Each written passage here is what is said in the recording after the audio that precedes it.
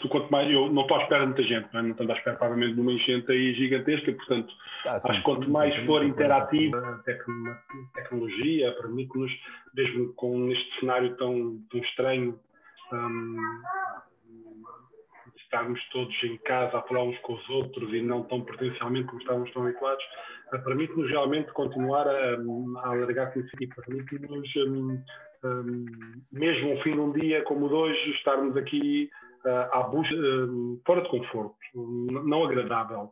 E, portanto, a partir daqui, temos que pensar como é que eu vou levar alguém a gostar de uma coisa que, em teoria, só a sua primeira posição é tão pouco agradável, não é tão desconfortável. É do ponto de vista muscular, é de uma exigência, de uma dificuldade tremenda. É quando eu não tenho a bola, é quando eu parece que perco a iniciativa do jogo e que acabo por, de alguma maneira, ser mais conduzido e conduzir menos, e é quando a posição por si só, seja de chamar linha de passe, seja de defender a bola, é tão desconfortável. Bom, eu gostaria de começar por dizer que a importância da defesa destes 4 pontos, que são 4 pontos transversais ao basquetebol, são para mim vistos desta maneira: a superação é igual à evolução. Do for mental, se eu conseguir que o meu atleta goste de defender, tente superar-se do ponto defensivo, e acabamos de dizer que só estar em posição defensiva já é quase uma superação, por si só, e eu consigo criar o hábito de o meu atleta sacrificar-se, superar-se, e por norma, através dessa mentalidade, dessa forma de estar, vem uma superação. Por si só, é logo uma ideia, do ponto de vista mental, estou a trabalhar o jogador para uma melhor ou uma mais possível projeto de sénior de qualidade. Numa segunda ideia, se do meu treino eu exijo que, do ponto de vista de qualquer exercício com contacto, exista pressão defensiva, pressão de uma linha de passe, as melhorias técnicas ofensivas acontecem por si só. Portanto, se eu tenho alguém a defender bem perto da minha bola, eu tenho que ter a capacidade de proteger a bola. Se eu tenho alguém que me fecha a linha de passe, eu tenho um único segundo para passar a bola. Um segundo depois, a verdade que era há um segundo atrás já não é verdade agora, e, portanto, as melhorias técnicas vão acontecendo à velocidade de que a minha defesa melhora. Portanto, é a reboque, e, obviamente, desde já vos digo que a evolução e o crescimento do jogador deve ser feito ataque primeiro, defesa a seguir, mas esta ideia de que a defesa a seguir quer dizer isso mesmo. Quando é que o ataque melhora novamente? Depois da defesa apresentar melhorias. Portanto, a defesa, quando se consegue contrariar aspectos que o ataque já domina, o ataque tem que voltar a melhorar para que a defesa volte a ter que crescer, e, portanto, este é um ciclo que queremos que nunca acabe. Portanto, do ponto de vista da técnica, uma boa prestação defensiva, um incentivo defensivo, a capacidade de outro jogador reconhecer um atleta que consiga defender, pois isso vai-nos, com toda a certeza, levar a melhores técnicas ofensivas. Em terceiro lugar, e é fundamental entendermos, e à frente falar disso, da defesa, e a aprendizagem da defesa é exatamente igual à do ataque. É uma necessidade técnica, tática, existem constantemente. Do ponto de vista de defesa, para eu ser um bom defensor, eu tenho que fazer muitas leituras e tomar muitas decisões. E esta ideia da leitura e a tomada de decisão são ideias como táticas do jogo, e que fazem-me crescer, dão-me experiência. A capacidade que eu tenho ao longo do tempo de ir defendendo em várias situações fazem-me começar a antecipar e prever aquilo que o ataque procura fazer, e, portanto, essa ideia faz-me crescer e dar-me uma mais-valia como jogador de basquetebol. E, por fim, e esta, para mim, um ponto que eu vou perder algum tempo nele, ou investir, depende um pouco de vocês agora e da maneira como vão ouvir, é que o desgaste que a defesa traz, porque traz muito, obriga um desenvolvimento físico para a minha lateralidade, as minhas diagonais, a minha velocidade, o meu sprint, o meu deslize, o meu salto, a minha reação, a minha posição defensiva, vai fazer com que eu melhore fisicamente. E, obrigatoriamente, esse mesmo desgaste vai trazer uma rotação na quantidade de atletas que podem participar no jogo. Vivemos no momento atual do basquetebol em que subimos de escalão quase qualquer jogador. Já não é preciso ser bom ou melhor, já não é preciso ser notável. Se, entretanto, o meu jogador do escalão abaixo for, sei lá, o meu sexto melhor jogador já sobe, o meu sétimo melhor jogador já sobe, atirando para fora jogadores do escalão em si, que acabam por desistir do jogo. Se só damos primazia a quem sabe realmente ou tem mais à vontade de pôr a bola dentro do cesto e tanto jogar ataque, estamos a dizer que alguns jogadores que não têm tanto talento ofensivo também não fazem muita falta, eu não os valorizo e, portanto, não têm que entrar no jogo. Portanto, o que acontece é que com isto eu estou a fazer dois erros graves. Um é mando pessoas para fora do basquetebol, já vamos ver a importância disto à frente, e outro é que não estou a desenvolver um jogador que possa jogar a nível sénior, porque nenhum jogador consegue lá chegar sem saber defender, pelo menos a um determinado nível, obviamente. Quanto melhor é um nível, mais é necessário o jogador saber defender e atacar. E quando eu, treinador de formação, peço ao meu jogador mais habilidoso, que mais pontos marca, defenda o pior jogador da equipa, só para não se cansar e estar livre para marcar, portanto, que acredita que defender não é uma coisa importante, eu basicamente estou a condená-lo à desistência. Então, juntando as duas ideias, basicamente, eu se não ponho os jogadores a jogar, eles desistem. Se não ensino a jogar, os melhores deles vão desistir mais tarde, ou pelo menos jogar na tela em vez de jogar na liga. Quando eu sou o primeiro a não valorizar o trabalho da defesa e quem defende, provavelmente estou a criar um ciclo de desistências precoces, da ideia de que mais cedo ou mais tarde vamos precisar de jogadores que eu atirei para fora, e quando digo eu, estou falando de nós treinadores, obviamente. Portanto, estes gajos dão uma rotação. Essa rotação, na minha opinião, é absolutamente decisiva na evolução do basquetebol. Deixo daqui uma pergunta que eu faço muitas vezes, é quantos atletas temos a jogar basquetebol? E isto, quantos atletas temos a jogar basquetebol, quer dizer, qual é o número de inscritos, obviamente, né? Porque se estão inscritos, em teoria, jogam basquetebol, mas quantos jogam? Quantos participam? Quantos entram num jogo de iniciados? Quantos entram para lá do tempo obrigatório?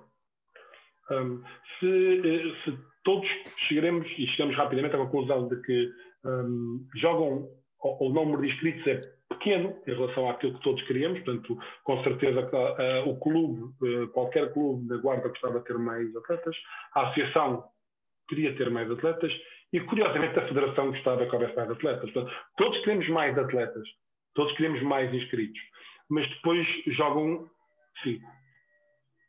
Só 5. O jogo todo, se for possível. Portanto, quem não joga não evolui, quem não evolui desiste.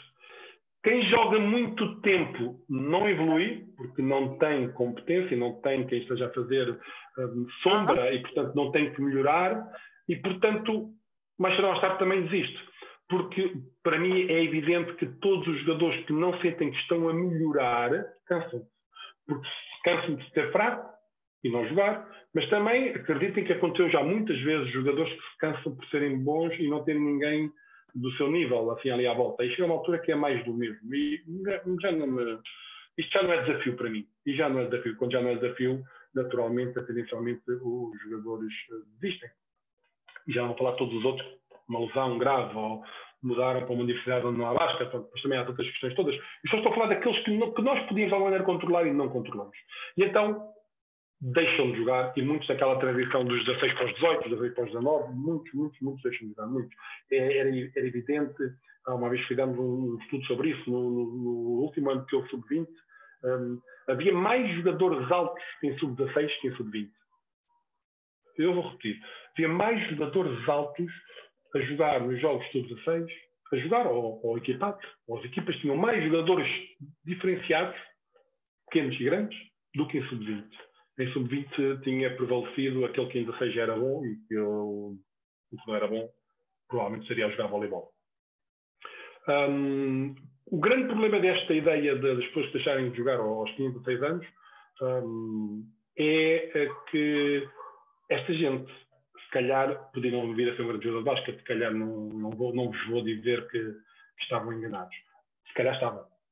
Porque se calhar há jogadores que realmente dão o salto mais tarde. Mas, acima de tudo, eram eventuais treinadores, que já não vão ser ou árbitros, que já não vão ser diretores ou dirigentes, que já não vão ser patrocinadores, que já não vão ser espectadores, que já não vão ser. Então, o que é que isto quer dizer? Porque é que eu estou a dizer aos 17 anos especificamente? Porque normalmente os miúdos que deixam nesta idade não deixam o desporto. O que acontece é que eles passam para outro desporto. E, portanto, outro onde de alguma maneira as coisas corram melhor e acabarão por ser consumidores desse outro desporto. Porque no nosso desporto não havia espaço para eles. Eles não eram suficientemente bons a pôr a bola dentro do cesto. Então, e voltando atrás para não nos perdermos, faz sentido o que eu estou a dizer, se eu, treinador, valorizar questões defensivas e valorizar capacidades de concentração, de superação, de avaliação constante de um atleta, ainda que ele não seja o meu melhor jogador ou um dos meus melhores, meus apoios no cesto, provavelmente eu alargo muito a quantidade de jogadores que jogam até mais tarde, e ao alargar os jogadores que jogam até mais tarde, eu alargo o universo do basquetebol para lá dos eventuais que nos possam vir a surpreender, que há sempre uns, principalmente os grandes, surpreendem-nos mais tarde, porque obviamente um caminhão com motor de mini não anda, não é possível, portanto, se eu for a girafa da escola, dificilmente tem massa muscular suficiente para suportar a exigência de um jogo como o basquetebol. Mas reparem, o voleibol tem uma coisa muito engraçada. Ninguém empurra ninguém, portanto é uma questão só de eu controlar o meu corpo. Ninguém está ali a contrariar a ação nenhuma. Eu sou livre dessa ação e quando começo a jogar, jogo 2 para 2. É brutal, 2 para 2. Quer dizer o quê? A outra equipa atira o bola de cá e eu tenho o direito de agarrar, passar ao meu colega que tem direito a agarrar, passar para mim que tem direito a agarrar, passar para o colega e o colega mandar para o outro lado. Ou seja, eu nunca vou chegar a casa sem ter jogado ou sem ter tocado na bola, porque é 2 para 2. Portanto, é uma coisa assim extraordinária. Nós, no basquetebol, há muitas crianças que vão ao jogo já por não participarem, por participarem, imaginem sequer conseguirem ter nenhuma ação positiva ou dita positiva, acabam por criar uma desmotivação gigantesca e desistir de jogar basquetebol. E com isto, como eu vos dizia, reduzimos muito o nosso universo e eu acho que a partir dessa ideia acabamos por limitar o universo do basquetebol, os jogadores, o futuro, tudo aquilo que possa estar para lá do basquetebol. O que é que eu acredito? Que treinador que valoriza a defesa vai conseguir ter um investimento por parte do atleta. O atleta vai sentir a necessidade de investir, já que eu não tenho jeito ou não consigo por aquela bola no cesto. Se eu for bom a fechar as linhas de passe, se eu estiver sempre à frente da bola, se eu conseguir interceptar uma bola, se eu tiver capacidade de antecipação, se eu não der nenhum desgosto defensivo à equipa, eu acabo por ter uma utilidade que me faz sentir valioso, não por marcar pontos ou ganhar ressaltos, que são 2 itens que toda a gente vê, mas por outras coisas no jogo. E isso obriga a disciplina e a capacidade de concentração e uma atitude que me parece louvar, porque a grande ou a principal razão que o desporto é fundamental na evolução de uma sociedade é o micro-organismo que está à volta do mesmo. Ou seja, uma equipa tem regras e ideias exatamente iguais a uma empresa. Cada um tem o seu papel, cada um tem a sua tarefa. Chegar a horas é importante, cumprir o papel é fundamental e quando eu falho há um colega para resolver o meu problema. Portanto, isto vai acontecer na escola, na sociedade, na empresa onde eu for trabalhar. Portanto, por norma, quando fazemos uma entrevista de trabalho de uma multinacional, é inevitável que nos perguntem se temos algum hobby, se praticamos algum desporto e se for coletivo, ainda melhor. Tanto melhor que as próprias modalidades individuais cada vez mais falam em equipa e trabalham do ponto de vista de equipa, o que é muito interessante, porque realmente, do ponto de vista da evolução da sociedade, é gigantesco, é enorme. E então, a volta que eu fui dar para a ideia de que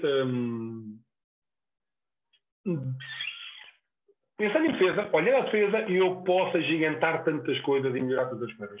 Eu dou-vos um exemplo muito prático. Em Portugal diz que os jogadores lançam mal. Eu tenho claro que os jogadores passam muito pior do que o que lançam. Portanto, não lançamos bem, é evidente, mas nós passamos muito pior. E eu gostava que... Vou tentar não responder, vou tentar agarrar aqui a boca e não responder, mas que no fim alguém depois diga porque é isso. Portanto, obviamente, alguns de vocês poderão não concordar e não achar que passar é pior do que o lançar. Mas quando jogamos a um determinado nível, é evidente que é. Passamos muito pior do que aquilo que lançamos.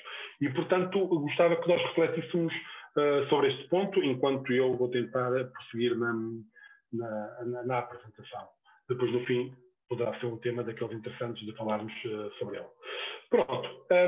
E dizia-vos eu que filosofia à parte, e esta foi uma parte introdutória muito sobre a ideia de filosofar um bocadinho de ideologias de basquete e de defesa, porque era a defesa que me convinha falar e que me competia a falar.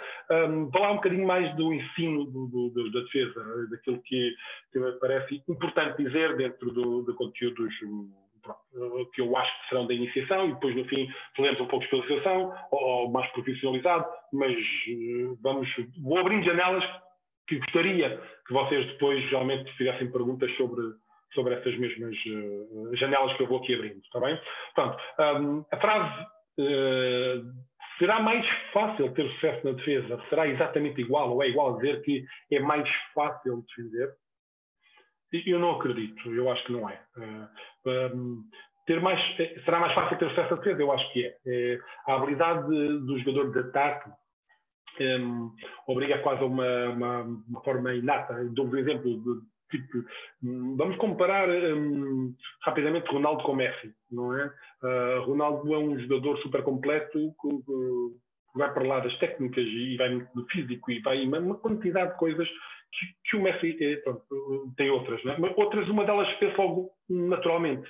A aptidão natural para jogar e para que aqueles pés toquem a bola nasceu com ele, depois ele melhorou muito, com muito trabalho, com certeza.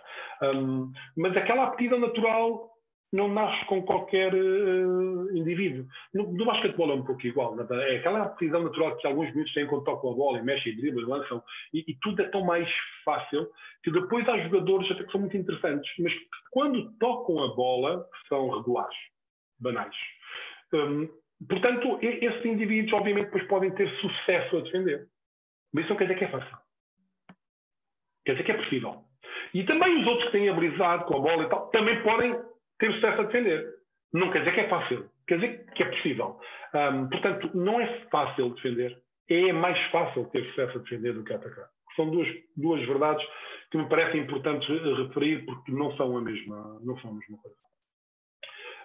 Então, a partir desse momento, nós temos que construir ideias técnicas e táticas de defesa. Individuais, acima de tudo, que é o que eu vos vou tentar depois desmontar daqui para a frente. Individuais. Técnica defensiva e a tática individual defensiva é tão importante ser treinada como uma técnica individual ofensiva ou a tática individual ofensiva. E o que é isto da tática individual ofensiva ou defensiva? Não é senão um conjunto de técnicas aplicadas a um cenário de escolha, tomar a decisão. Portanto, eu tenho que ensinar os meus atletas de como defender a bola e qual é a melhor posição defensiva e qual é o pé que deve mexer primeiro, e eu tenho como fechar um passe e eu tenho que ensinar como estar em ajuda, portanto, à frente vão entender essas coisas todas, mas eu tenho que fazer com que eles entendam quando é que devem aplicar o quê e porquê em defesa. E, portanto, isto não me digam que é fácil, porque não é. Só é mais fácil ter sucesso do que atacar. Porque o ataque eu faço também. Eu pego a evolução de bola à bola, à volta da cintura, à volta dos pés, driblar à esquerda, driblar à direita. E eu tenho claro que eu tenho que melhorar o lançamento, a técnica do lançamento, e temos isso super claro. Quando toca a defesa, estamos perdidos numa ideia de que basta querer. Bom, querer com certeza que é um bom ponto de partida, mas só querer vamos fazer de frisbee, não é? Tipo o cão que anda atrás do frisbee, anda lá para o outro frisbee e o cão anda feito todo atrás dela, mas não faz ideia nenhuma do que está a fazer, mas quer muito agarrar o frisbee e, portanto, é exatamente a mesma ideia. O querer é fundamental, porque pela primeira ideia que eu vos disse, só a posição é defensiva, é chata, é desagradável, portanto, o querer é absolutamente decisivo. Agora, não chega, é pouco. Como basquetebol é tempo e espaço, portanto, é física pura, é matemática, não muda, não há volta a dar, nós não conseguimos mudar esta ideia. Tudo o que acontece no jogo, do ponto de vista ofensivo e defensivo, é tempo e espaço. O tempo que as coisas demoram a acontecer, o tempo que a bola demora a percorrer o espaço, o tempo que demora a percorrer aquele espaço, aquela distância daqui e ali, quanto tempo demora a acontecer, quanto tempo demora a percorrer. Portanto, o jogo é todo feito a cerca de tempo e espaço. E se calhar, alguns estão a pensar, se eu for fantástico em física e ótimo em matemática, eu vou ser um grande jogador, um grande treinador.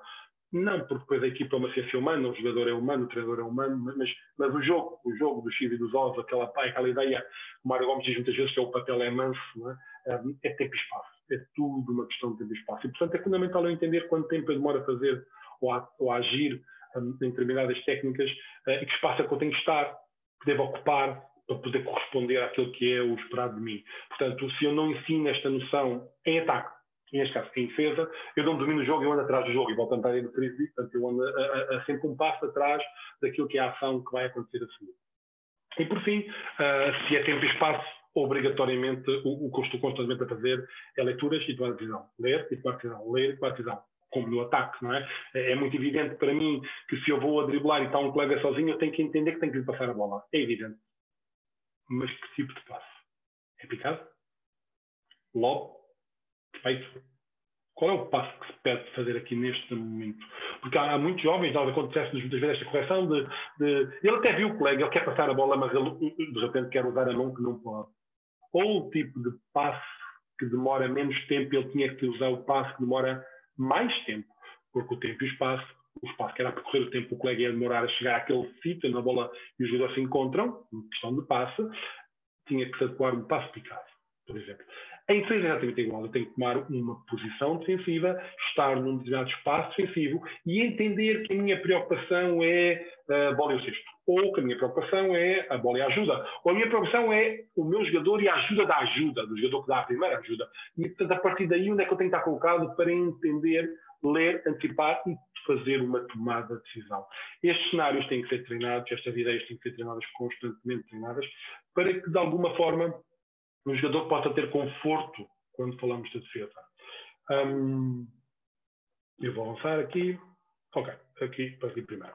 Pronto. Por outras palavras, estamos aqui a falar, eu pus este quadro aqui, eu fui falando já dele, só para que a malta entenda isto, para mim é ponto-chave na evolução. Um jogador, Pesic diz sempre, o jogador é a soma da técnica individual com a tática individual. Não há tática. A tática coletiva não faz parte da qualidade do jogador. Porque a tática coletiva vai mudar de acordo com o treinador, de acordo com o jogador, o jogo, de acordo com o momento da época. A tática coletiva é uma coisa que muda constantemente. O que faz o jogador interpretar qualquer ação é a técnica e a tática individual defensiva. E depois, se vocês repararem, basicamente, muito rapidamente, passando aqui por isto assim um bocadinho a correr, depois perguntar o que quiserem perguntar, sem problema nenhum. Portanto, o jogador pode ter técnica de saber deslizar como, quando e para onde, tem que ter isto noção, saber quando deixa de deslizar e deve sprintar, quando é que chama de passo ou não, quando é que está numa posição de ajuda, quando é que deve ajudar, porque estar em ajuda não é ajudar, estar em ajuda é só estar preparado para, se necessário, depois da minha leitura, eu ajudar. Como é que faz um close-out e para onde é que eu devo desviar um close-out? Como é que faço um bloqueio defensivo? Que técnicas existem em bloqueio defensivo? E qual delas aplicar nesta situação? Portanto, é infinito o que toca a técnica e a tática individual defensiva. Quando falamos de tática coletiva, pois é homem a homem, é o campo todo a meio campo, é a zona par ou a zona ímpar. Depois há uma transição defensiva organizada que as equipas mais ou menos pretendem que seja feita desta maneira ou de outra. Tem normas, tem umas regras de equipa, dos bloqueios e da bola e tal. É verdade. Isto tudo que falamos aqui em baixo não tem nenhum sucesso se o que está antes não for bem interpretado. E então voltamos à ideia de que ensinar a defesa é igual a ensinar ataque. Porque o ataque passa igual, mas eu ensino primeiro o jogador a fazer 1 para 0, e depois a fazer 1 para 1, e depois a fazer 2 contra 1, e depois 2 para 2. Portanto, numa evolução constante desta ideia, pois defensivamente é que exatamente o processo exatamente igual. Portanto, eu tenho aqui um ensinar do ponto de vista individual, técnica e tática, para que ele um dia encaixe num sistema coletivo de regras e normas e possa ter algum tipo de sucesso dessa ideia. Está bem?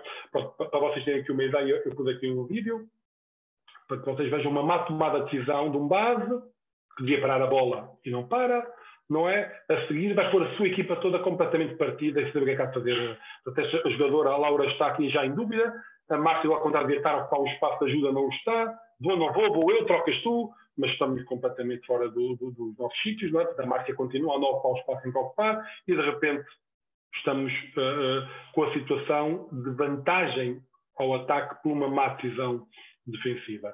Isto vai continuar, obviamente, com os ajustes. Neste momento, se vocês olharem ao quadro, já veem que a Joana Soeiro está a ficar composto e que é a Sofia que está a atender um extremo. Quem não está identificado com as jogadoras, que estamos a falar é que chegámos ao ataque por não ter tomado uma decisão boa, todos os partidos, cada um a defender, um jogador que não devia defender, com alturas diferentes. Portanto, ao mais alto nível, isto paga-se caro, este tipo de coisas, quando tem sucesso por acaso, mas a indecisão, a falta de decisão, a falta de tomar a decisão correta em qualquer sistema coletivo desaparece. E, portanto, o que faz tomar decisões são as leituras individuais de cada atleta. E, portanto, é por isso que a técnica tática individual torna situações muito mais importantes, muito mais interessantes de trabalhar do que as coletivas, ok? Pronto. Aquilo que eu gostava agora é de vos dar ideias que possam realmente fazer a diferença. Portanto, quando falamos de defesa, quando trabalhamos de defesa, o que é que pode fazer realmente a diferença para lá daqueles conteúdos todos que são extensos e grandes? O que é que era importante, ou o que é que eu acredito que é importante o treinador ter super claro para que possa fazer a diferença quando os meus jogadores têm um domínio defensivo básico, não é? Portanto, a primeira ideia é a utilização dos pés. É fundamental um jogador entender quando desliza e quando sprinta. As ideias mais simples são: eu quero deslizar para defender uma bola o tempo inteiro. Mas, como devem calcular, é impossível deslizar o tempo todo. E eu sempre pergunto aos meus jogadores: se tu estiveres atrasada para ir para a escola, vais em deslize defensivo? Não é? Portanto, vai-se sprintar, não é? Portanto, tu vais conseguir deslizar defensivamente enquanto tiveres um enquadramento entre a bola e o cesto, porque é uma coisa muito ágil, rápida, e acima de tudo, no basquete, com a vantagem de que se tu fores muito rápido naqueles passos de deslize, dois, três deslizes, podes condicionar muito bem o drible pelo uso fácil das mãos, porque estás enquadrado com a bola, e podes ainda cerrar um espaço, fechar um espaço que te permita uma falta da cancha. Portanto, deslizar é absolutamente decisivo para não ser batido, mas obviamente que eu tenho que entender qual é o ponto, qual é o momento em que eu abandono o deslize para fazer um sprint. E típica ideia, eu estou a fechar uma linha de passe do lado da bola e há um passo skip para a bola para o lado contrário e eu tenho que abandonar a minha posição do lado da bola de fazer linha de passe para a ajuda. Devo deslizar para a ajuda ou devo sprintar para a ajuda? E o jogador tem que sprintar para a posição de ajuda, porque se for a deslizar, provavelmente quando for o momento de agir, ou seja, de ajudar, está tão longe do raio de ação que não vai ter sucesso. E, portanto, entender o trabalho que os pés devem fazer, por onde encaminhar, como deslizar, quando deixar de deslizar, quando sprintar, é absolutamente decisivo na defesa. Eu penso que esta ideia é um bocadinho entendida por quase todos os jogadores. Mas a segunda ideia que eu vos vou aqui falar já não. A utilização das mãos para, ou com a ideia, com a capacidade de condicionar a ação ofensiva. Desde logo,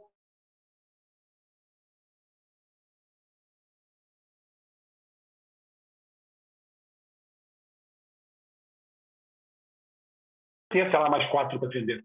Vê-se muitas vezes. Você está a roubar por trás. O jogador que tenta roubar sempre. Esse jogador não está a fazer uma leitura. Não é que ele chegou primeiro e agora tenta roubar a bola. Ele simplesmente tenta roubar sempre. Basicamente, o que é que ele nos está a dizer? Eu não gosto de defender. Eu não quero estar nesta posição. E se ele me ultrapassar, é o trabalho dos meus colegas ajudarem. Portanto, paciência. Não é? Portanto, isto é um erro super grave. E então, a utilização das mãos, nessa ideia, eles mais ou menos têm. Todos. Então, os que não gostam de defender. Mas há logo dois problemas.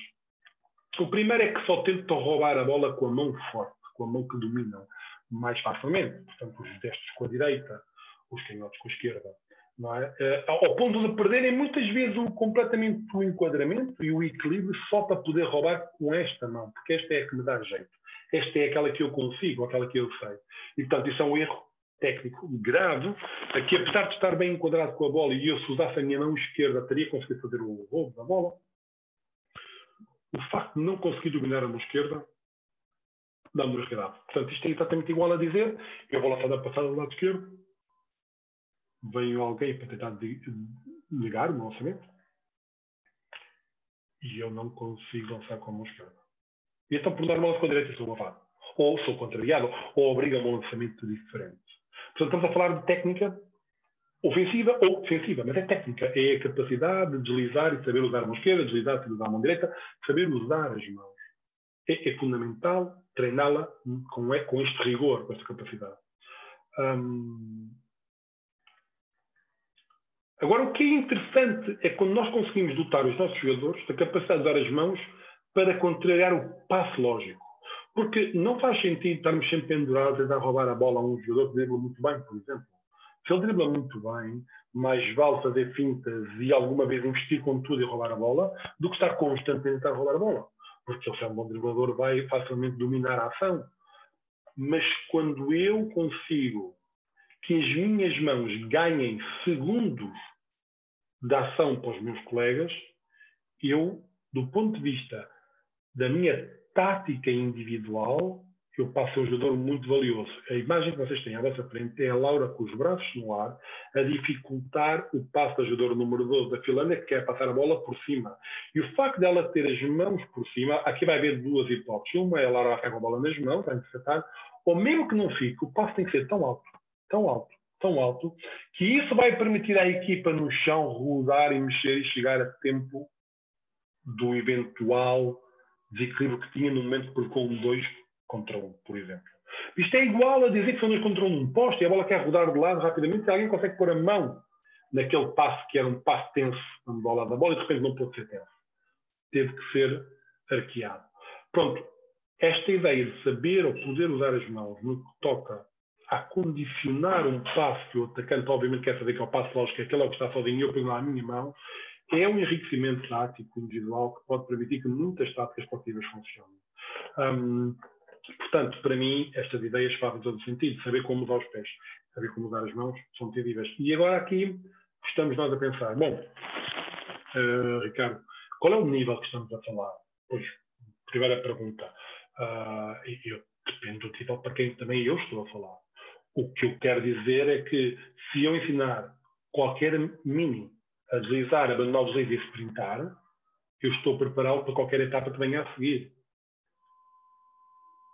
Se eu ensinar um iniciado que quando vem atrasado e precisa ganhar tempo à equipa, põe uma mão num passe, porque aquele passe é o único e lógico, não há ninguém sozinho, só aquele, eu provavelmente estou a educá-lo e ensiná-lo para qualquer etapa que venha no futuro.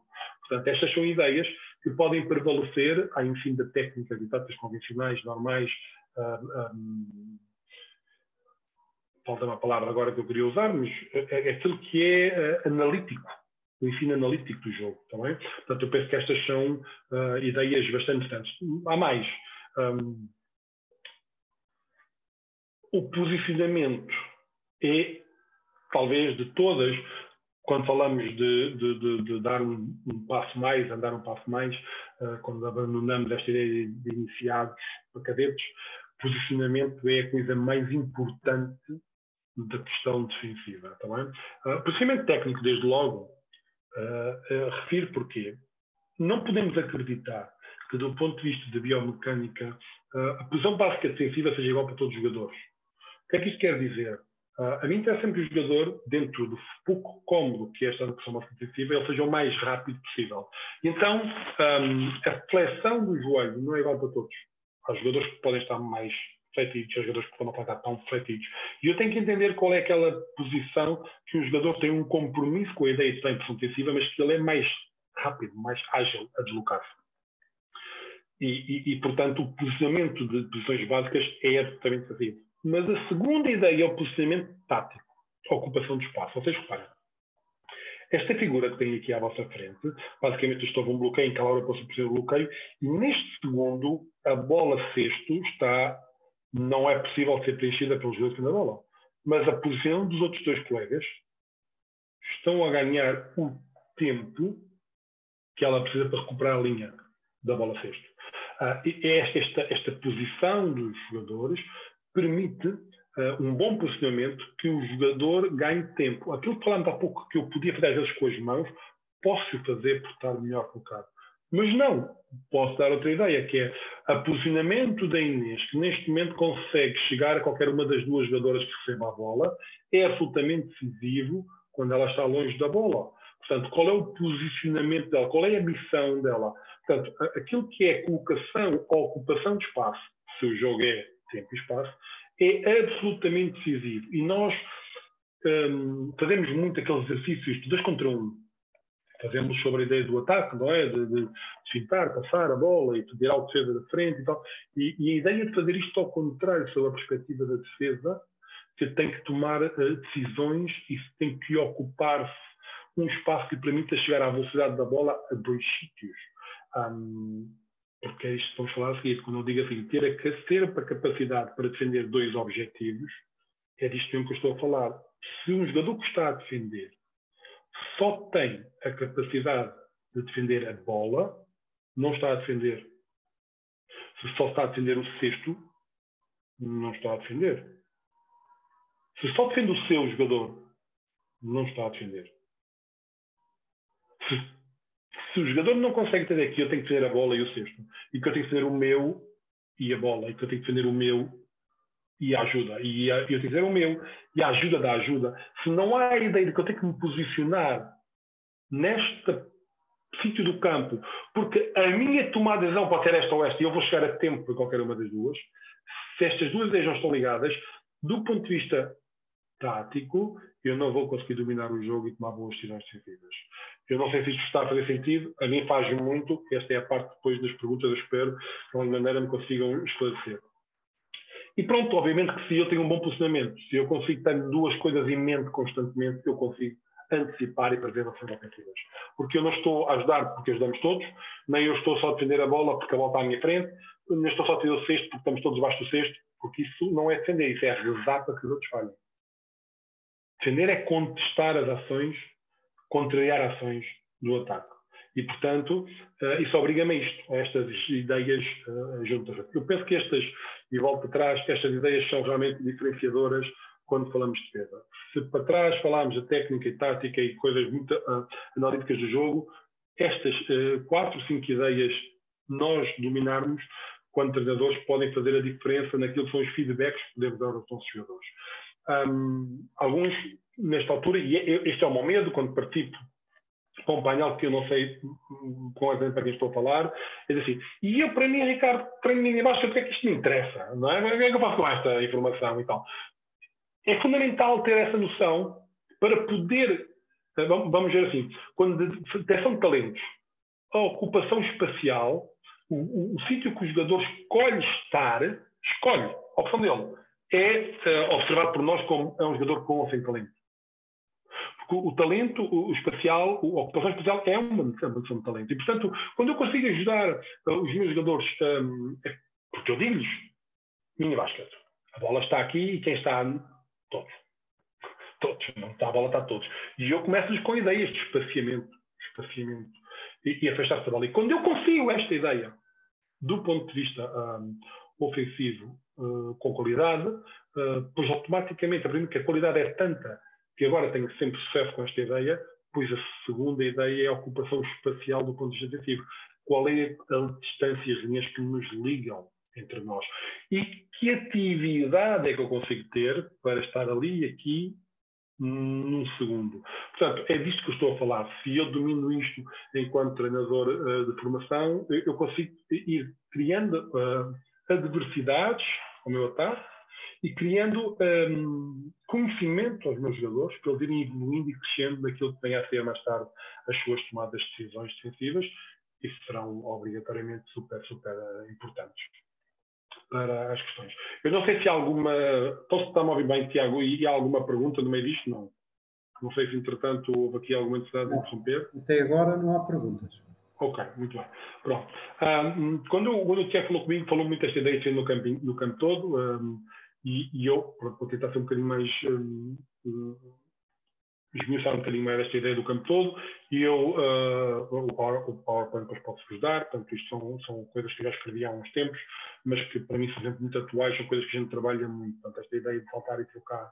Portanto, vocês conseguem ver aí o gráfico, penso eu, não é? Portanto, tem à vossa frente o gráfico, e basicamente nós trabalhamos aqui meia dúzia de regras quando defendemos ou queremos defender no campo inteiro, está bem?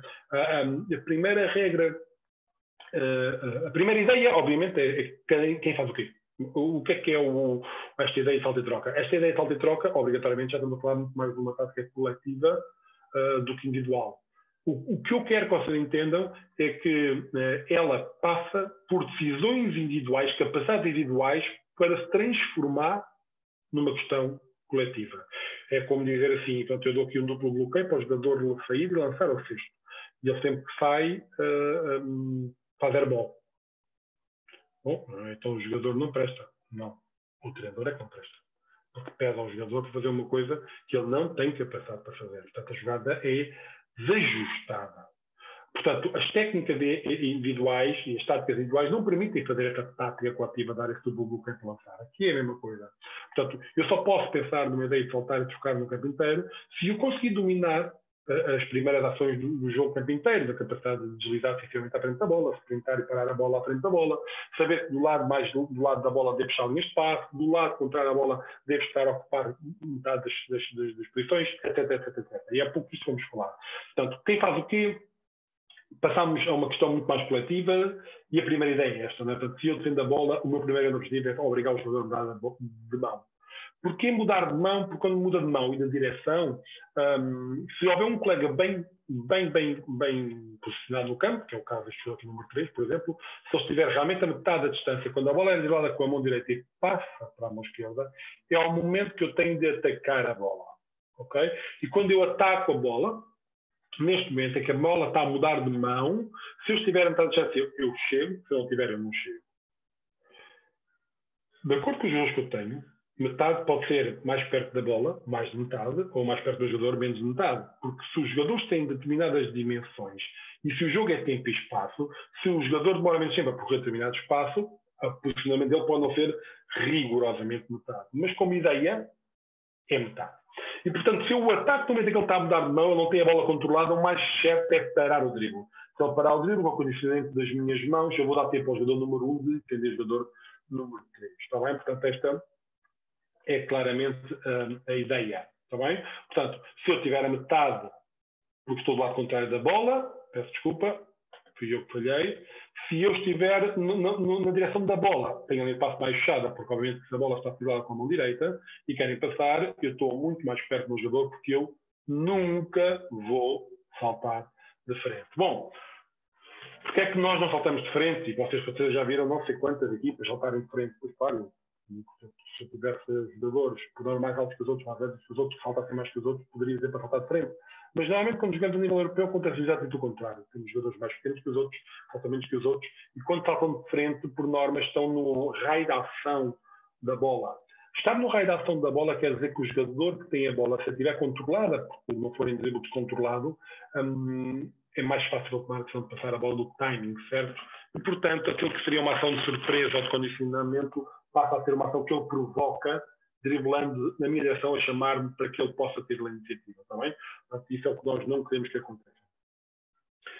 Por isso, nós não saltamos de frente, nós obrigamos sim a mudar de direção para saltar de lado à bola, em ângulos mais mortos e não em ângulos de frente, quando a bola com a mão direita pode ter continuar com a mão direita e passar com a mão direita e eu vou ter muito menos capacidades de interferir na bola. Tá? Pronto, vocês estão a ver aqui, isto é um jogo Portugal-Rússia, Ucrânia, desculpem, e vocês estão a ver que aqui o posicionamento feito em função da bola, a bola está a sair lá com a mão esquerda e há muito menos espaço e a jogadora que está do lado contrário da mão esquerda está a dar mais espaço ao seu jogador a ver aqui um pé inteiro, embora ele está a ficar. Porquê é que eu pus este exemplo? Porque convencionalmente podíamos ter a percepção de que em meio campo a linha se separa ao lado da bola da ajuda. Mas no campo inteiro, o que nos preocupa mais é a orientação corporal / mão com que se está a jogar. Porque essa orientação corporal está a dar passos à frente e normalmente não está a dar passos cruzados. E se os der, demora mais tempo. Poderiam também estar a perguntar porque é que a jogadora que está à frente da Lavínia tem a linha de passe aberta, porque é um poste. Nós interessa-nos que a bola vá ao poste e que eles demoram muito mais tempo a trazer a bola para a frente e a partida não estão tão organizados. Portanto, aqui deste lado, a bola orientada a este lado é para estar fechada e deste lado posso estar aqui na ideia de que a Josefina em algum momento vai tentar passar para a frente para que esta situação venha a acontecer. E vocês vão dizer, mas poderá ser de frente. Depende do tempo que este jogador demorar até saltar para a frente da bola, para que este jogador possa se ir aproximando e chegar ao mesmo tempo que a bola. Aqui está. Portanto, aqui a ideia do jogador 1 e 2, portanto, quando um consegue, ele está exageradamente a defender a linha lateral, como vocês podem ver, para que fique claro qual é a ideia, o que eu quero é que ele mude de mão e a partir daí saltar para a bola, está bem? E obrigar a uma salto e troca sem nenhum problema. Uma regra muito importante que nós também usamos, portanto, a você da bola aqui, se fosse driblado aqui com a mão esquerda, todos os jogadores, este era o passo mais próximo, é o que está a dar menos ajuda, todos os outros estão muito mais à distância da bola, porque os passos para trás ferem muito menos a equipa do que os passos para a frente. Mas há uma regra importante, como eu vos dizia, que é, peço desculpa outra vez, o último jogador não avança em relação à linha do último jogador. Ou seja, o último jogador defensor, peço desculpa, não avança em relação à linha do último jogador atacante. Portanto, este jogador nunca vem aqui. E se ele estiver mais baixo, ele estará mais baixo. E com essa ideia pretendemos que nunca haja 1 contra 0. Pode haver um 2 contra 1, pode haver uma sua vantagem, mas não uma relação de 1 contra 0. Não é? Como é que eu estou de tempo, Tiago? Pode começar, sim. Estou bem, não é? Está quase também não. Vamos ver. Sim? Pronto. Então aqui, como vocês vão dizer, vocês preparem esta ideia, em determinado momento estamos a defender o campo inteiro, há um jogador que vai saltar a 2 contra 1 e reparem, há uma situação clara de 4 contra 3. Portanto, a Laura já está a tentar defender, a Márcia, ao ver que a Laura chega, vai estar aqui entre linhas e vamos tentar criar esta supremacia de mais atacantes do que defensores. Obviamente que haverá a situação de 2 contra 1 lá atrás, mas como o último não avança, permite sempre que os jogadores não façam 1 contra 0. E, obviamente, que o passo fica disponível, é o passo mais difícil de todos. Está bem? Portanto, ao saltar eu troquei e a pergunta agora será: quando é que eu sei que devo trocar a 2? Quando é que eu sei que devo trocar a 3? Ok? A resposta é sempre a mesma, porque se o jogo é todo tempo e espaço, a resposta está dita aqui. Quando a distância que o terceiro jogador está do raio de ação do salto e troca é execuível chegar ao mesmo tempo que a bola, ou até antes de forma a roubar a bola, ele troca a 3. Mas se o jogador 4 desaparecer de agora aqui do mapa e não estiver aqui ao pé, eles trocam a 2. Porque não faz sentido o jogador 4 avançar para a bola e ser apanhado a meio caminho. Porque se eu for apanhado a meio caminho, ela vai passar por cima dele e o que vai acontecer é que vai haver um 3 contra 2 de vantagem. Está bem? Portanto, a regra, quando é que é 2 ou quando é 3, tem a ver com tempo e espaço. Está bem? Pronto. Podemos ver aqui uma ideia, por exemplo, disto. Eu devia ter tirado o som, mas não fui tão habilidoso quanto isto. A bola está pressionada, levada para a linha, uma situação de obrigar. Gostaríamos que a Compal fechasse ainda mais a linha aqui e que a Joana Sousa fechasse esta linha. Não fechou, mas ao não fechar, o que é que ela não permite? O passo lógico, o passo para o lado contrário. Teve essa capacidade de saltar e não dar essa linha de passo. E acabou. Não roubámos a bola, roubámos o tempo, que era bastante importante, ou o mais importante, com o salto e troca. Está bem? Portanto, penso que é uma imagem que dá para ver. Eu vou passar uma vez mais só para que as coisas fiquem claras. Portanto, nós vamos pressionar no campo inteiro. A Lavínia vai esperar atacar de lado a bola. João Flores fechar a linha de passe, não consegue fechar. Mas ao não fechar a linha de passe, consegue comprar o tempo que as colegas, porque a Maria João precisa para recuperar o seu jogador do lado contrário, saltando, em vez de deixar passar a bola para o final. Ok?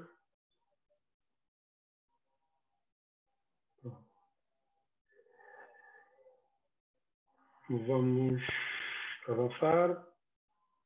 Ok. As situações especiais desta situação defensiva, podemos nos pôr na questão do cara a cara, chamada ideia de cara a cara, em que os jogadores estão a fechar claramente a linha de passe de costa à bola e que o jogador que defende o repositor da bola se coloca numa ação em que prevê, olhos nos olhos, consegue prever para onde é o passe, e sempre que o passe entrar bombeado, ou seja, por cima dos jogadores que estão de costas, automaticamente entra numa ação de 2 contra 1 com a bola.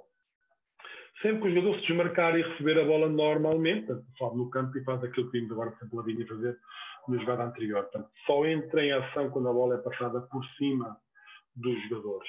O que é que não é... o que é que não queremos fazer é, e muitas equipas fazem isto, o jogador 1 é que repõe a bola, portanto já estamos a falar mais à frente, não é? De coisas mais especializadas, e nessa altura já não fazemos cara a cara, porque sabemos que o 1 só repõe a bola com um objetivo, que a bola retorne a ele mesmo, para que seja o jogador que melhor passa a bola e que melhor toma decisões na transição ofensiva. Então, nessa situação, fechamos normal, defendemos de cara de maneira quando a bola entra, fechar um passo de regresso a 1 e fazemos uma ação de salto e troca com os outros 4 jogadores. Okay? Pronto.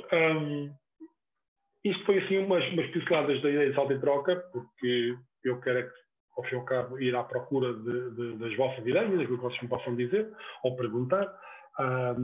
Não quero ser ostensivo, não tenho aqui no campo nem jogadores para pôr vários cenários, mas dentro daquilo que eu queria pôr, estava aqui. O que é que eu agora propunha a fazer para terminar só? E para falarmos de especialização um bocadinho mais, porque até aqui estamos a falar tudo naquilo que seria o desenvolvimento do jogo, para tudo o que falámos foram questões até cadetes, vamos falar assim, mas agora eu pedia-vos um exercício do género. Nós vamos colocar a primeira posse de bola do jogo Portugal-Bélgica. A Bélgica é a quarta melhor equipa da Europa e a sétima melhor do mundo, portanto é uma grande equipa de basquetebol, como devem calcular, uma das melhores, e vamos ver a ação do que foi o primeiro ataque delas, e depois vamos tentar fazer um breakdown daquilo que foram as tomadas de decisões das jogadoras de Portugal, para nós entendermos esta questão da tática coletiva e da tática individual, ok? Portanto, aqui está a bola ao ar, que é o 0-0, e é a bola ao ar a começar com uma das melhores equipas do mundo a jogar basquetebol e a fazer uma jogada estudada, obviamente, não é? Portanto, inicial.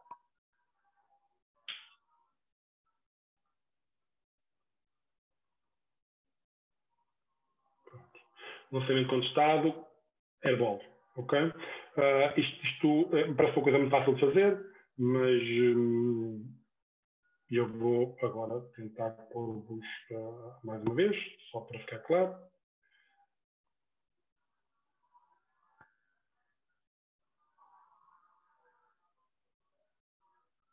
Handoff, bloqueio nas costas, um pick and roll, uma bola à mão, um bloqueio cego, lá flare e um pick and roll para dar um tiro, ok? Pronto. Agora o que é que eu quero que a gente raciocine aqui um bocadinho? O que é que isto nos obrigou enquanto Portugal a fazer? Portanto, a Sofia Carolina vai ter que dar um espaço para os jogadores passarem em handoff e prever ações de corte nas costas. Se estava a pressionar, tem que se afastar, ok? A Sofia tem que se aproximar e impedir o passo nas costas das jogadoras. A Laura tem que dar um tempinho de ajuda aqui, para ela vir a recuperar. Chega atrasada, obviamente, e passa por cima do bloqueio, porque nós só queremos que joguem bloqueios para a esquerda. As duas colegas fecham o caminho do cesto, a jogadora dá na mão e troca defensiva para que não possa a bola voltar à direita, pelo menos de forma vertical.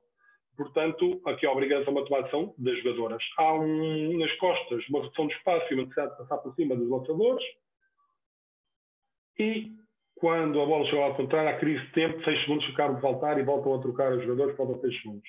Preenchimento do espaço da Sofia e, obviamente, que saímos a contestar em equilíbrio total das ações. Ou seja, que nesta única posse de bola, apesar de termos uma ideia coletiva de não deixar bloqueios para a direita, e que em handoffs passaríamos por dentro, ok, do meio do jogador, por dentro para o meio, a quantidade de ações que os jogadores tomaram por elas foi absolutamente decisivo para o sucesso, ok? A Sofia afastar-se era obrigatório, porque ela sabia que no processo tático coletivo tinha que passar ali os jogadores, mas quando ela se aproxima para negar um passo nas costas e a mão no ar, é técnica e tática individual, ok? Quando a Laura passa por cima do bloqueio, é coletivo, não há dúvida, as jogadoras fecharem aqui, é coletivo, mas o tempo de atraso e a tomada de decisão em troca é as jogadoras que leem que se eu for atrás dela, uma fica sozinha e é impossível negar a mão direita da vertical para o cesto. Ok? Bem como esta, pronto, é um bloqueio novamente, o jogador sabe que deve ter a preocupação de negar o lançador, ou o tempo de jogo a acabar, 6 segundos, trocar, para não permitir nenhum jogador sozinho nos últimos segundos de lançar sozinho.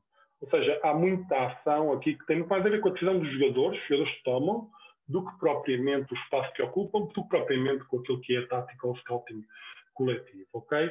Pronto, esta era a minha apresentação. Eu propus-me a demorar mais ou menos 50 minutos, acho que não fugi muito disso, tentei pelo menos não fugir muito disso. Interrompo aqui o meu compartimento e agora é que é realmente o momento que seria interessante de falarmos um bocadinho de basquetebol. Houve uma pergunta, pelo menos que eu deixei no ar, se pelo menos houvesse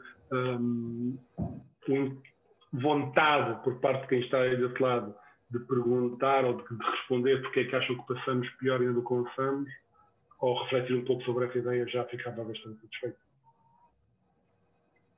Passo a bola, Tiago. Se quiser fazer alguma pergunta relacionada a este tema.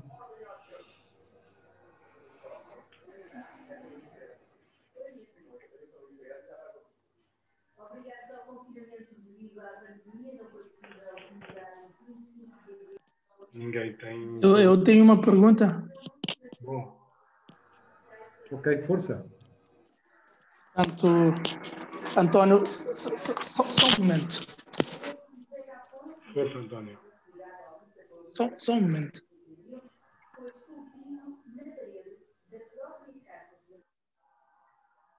Podes ligar o vídeo.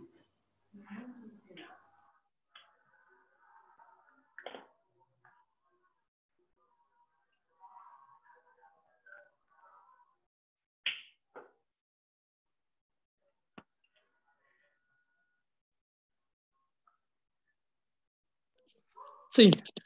Portanto, eu tenho aqui uma pergunta Força. sobre a questão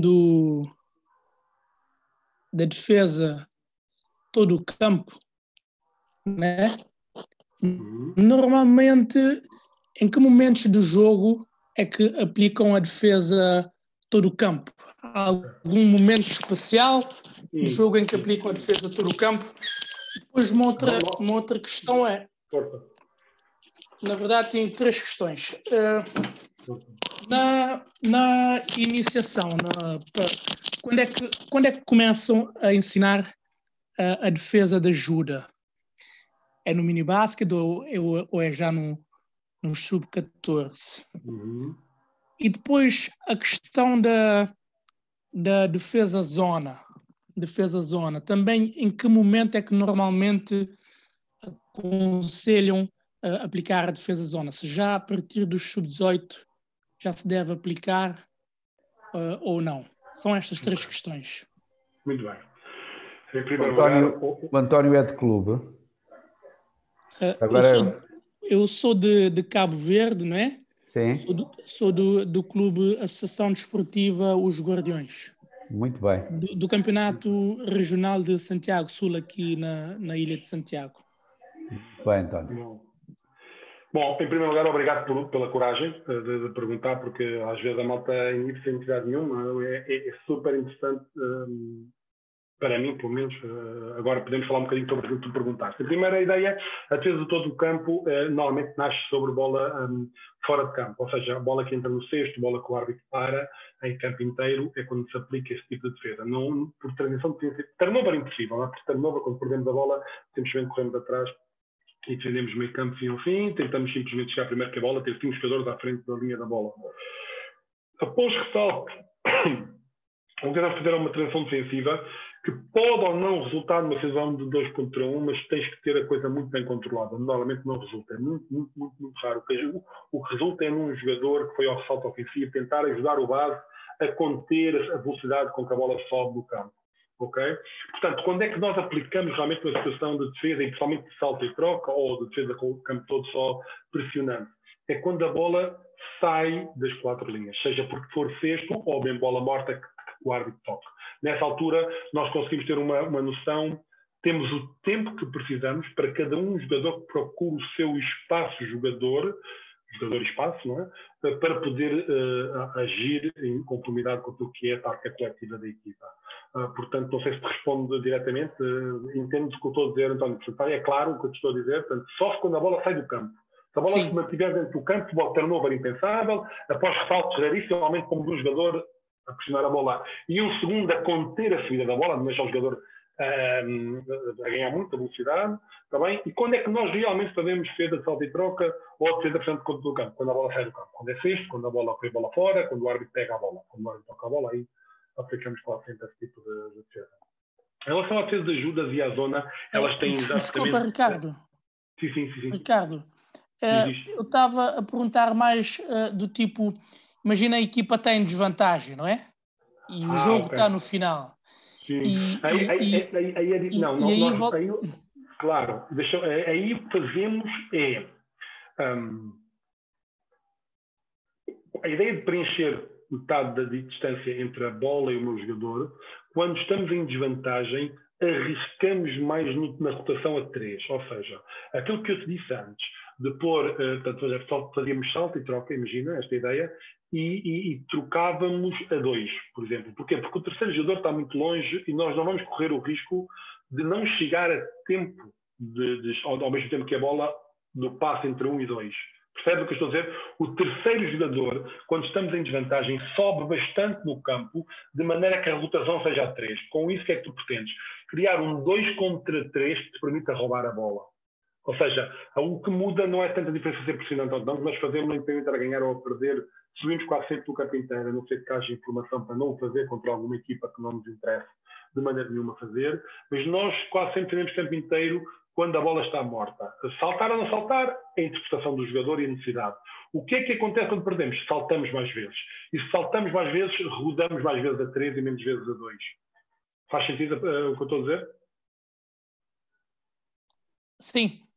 Sim, António, faz. Corremos mais risco com o terceiro jogador. Corremos maior risco quando estamos a perder. Se não tivermos a perder, corremos. Como tu viste aquela imagem em que houve um 2 contra a linha lateral, e eles de repente estão a jogar 14 segundos em meio campo. Para nós faz muita diferença. Porquê?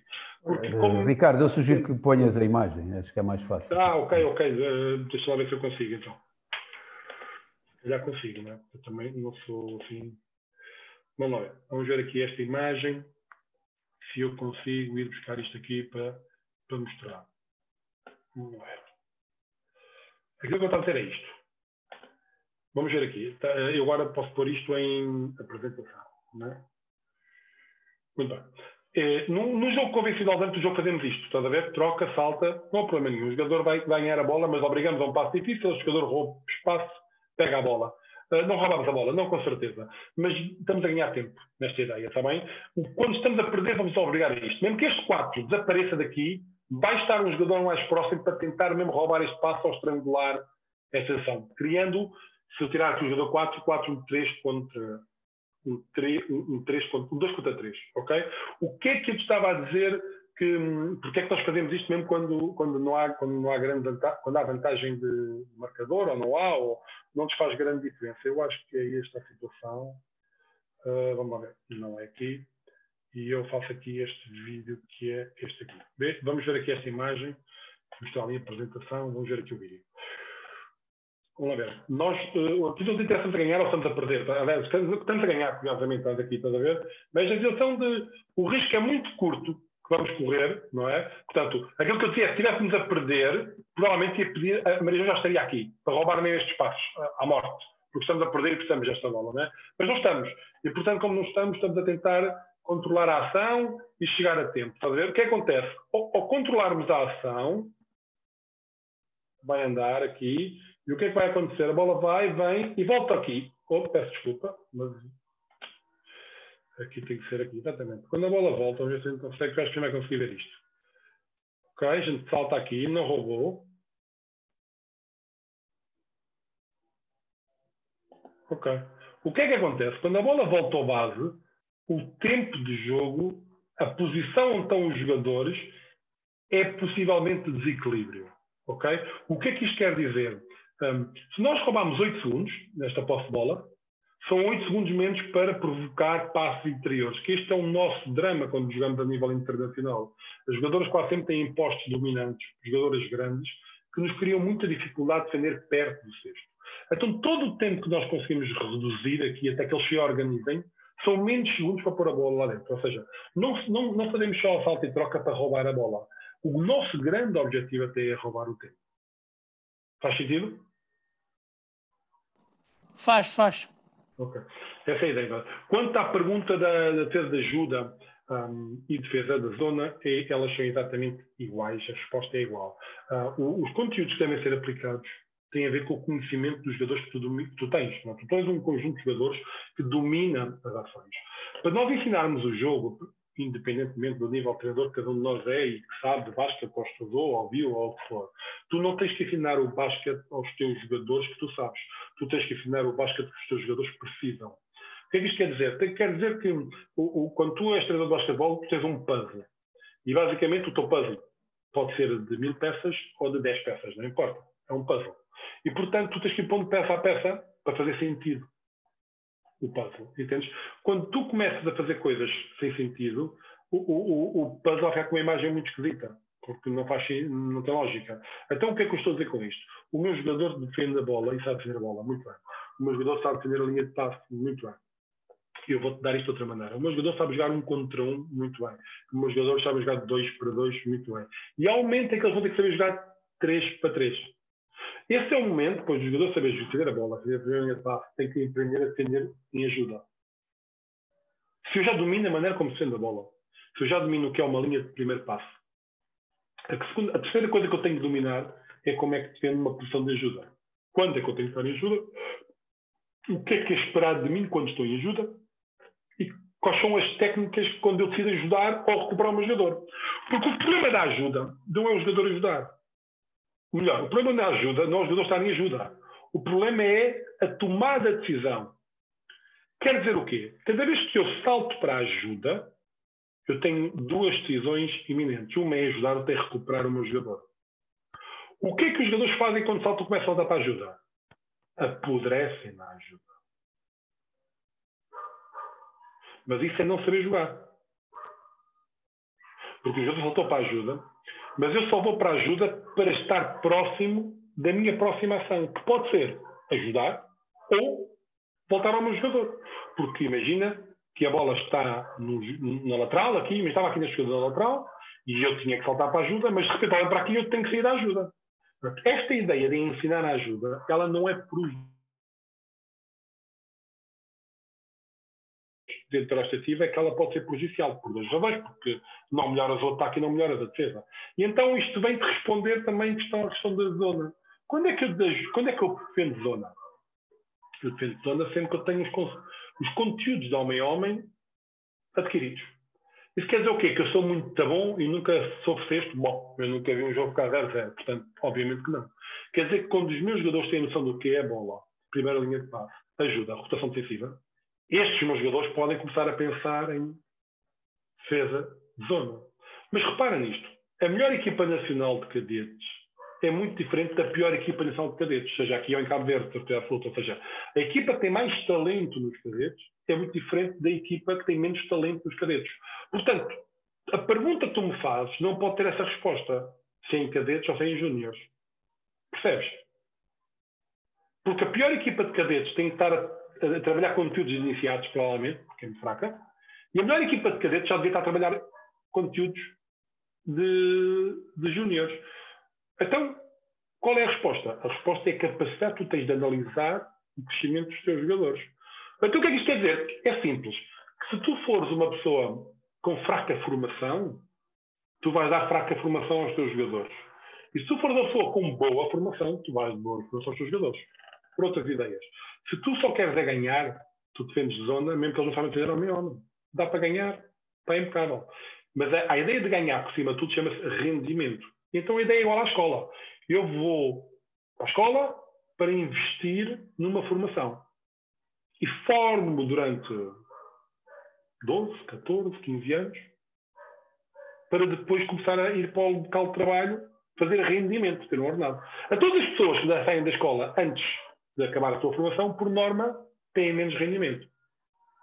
Portanto, quando tu passas a esquecer as etapas da formação em virtude de querer ganhar, tu deixaste de estar a formar. E quando deixaste de estar a formar, estás a fazer um pior jogador de basquete. Porque quando tu deixas da escola mais cedo, também estás a dificultar a tua vida no futuro. Pode ser que não. Alguns até têm ótimas vidas deixando da escola mais cedo. Como alguns jogadores, mesmo com uma fraca formação, conseguem chegar longe. Mas diminuem as probabilidades. Portanto, quando é que tu ensinas a ajuda? Quando o jogador sabe defender a bola e abrir uma linha de passe. Ajuda.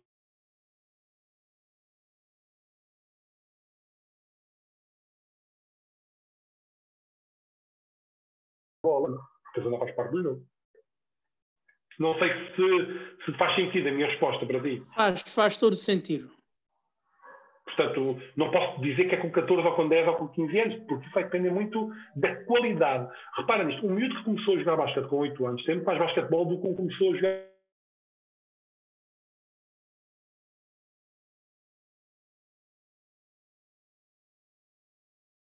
Não dominam o homem a homem, não vou defender a zona. Não é isso. Tu, como treinador, tens que entender a maioria dos teus jogadores o que é que dominam. O passo seguinte é o passo que a maioria quer. Os que estão atrás têm que pedalar mais rápido. Porque tu não podes desmotivar quem já sabe as coisas, não podes proibir que aprendam mais por causa dos que sabem menos. Percebes?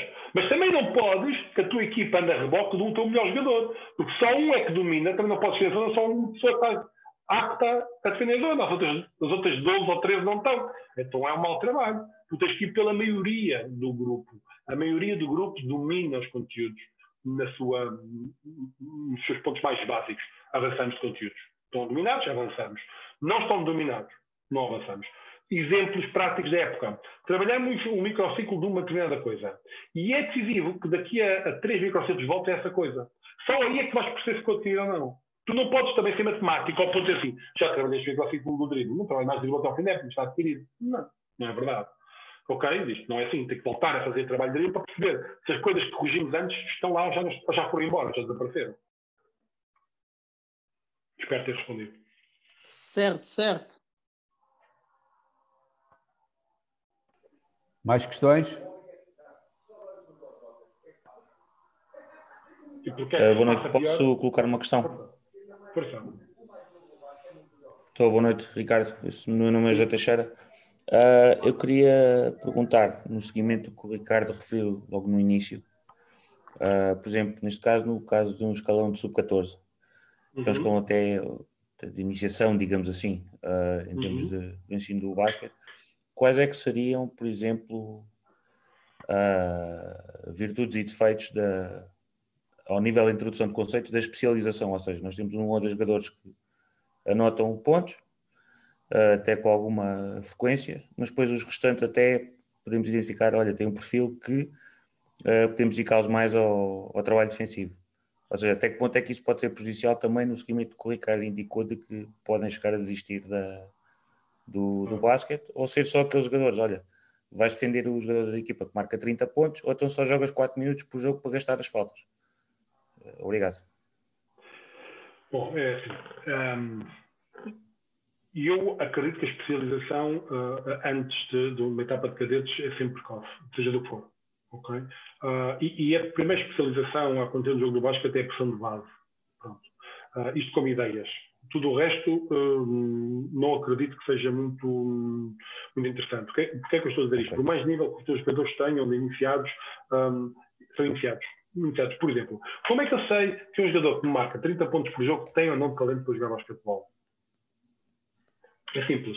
Se ele marca 30 pontos do mesmo gesto técnico, isso não é talento. Isso provavelmente é porque, do ponto de vista biológico, está mais crescido que os outros. Okay? Exemplo, o jogador que já tem pelos nas pernas, não é fortíssimo, cresceu mais rápido, portanto, ele basicamente tem 14, mas não tem 16, e ele consegue, com a sua mão direita, ultrapassar todos os jogadores e lançar na passada com 2 apoios. Portanto, isto não é talento.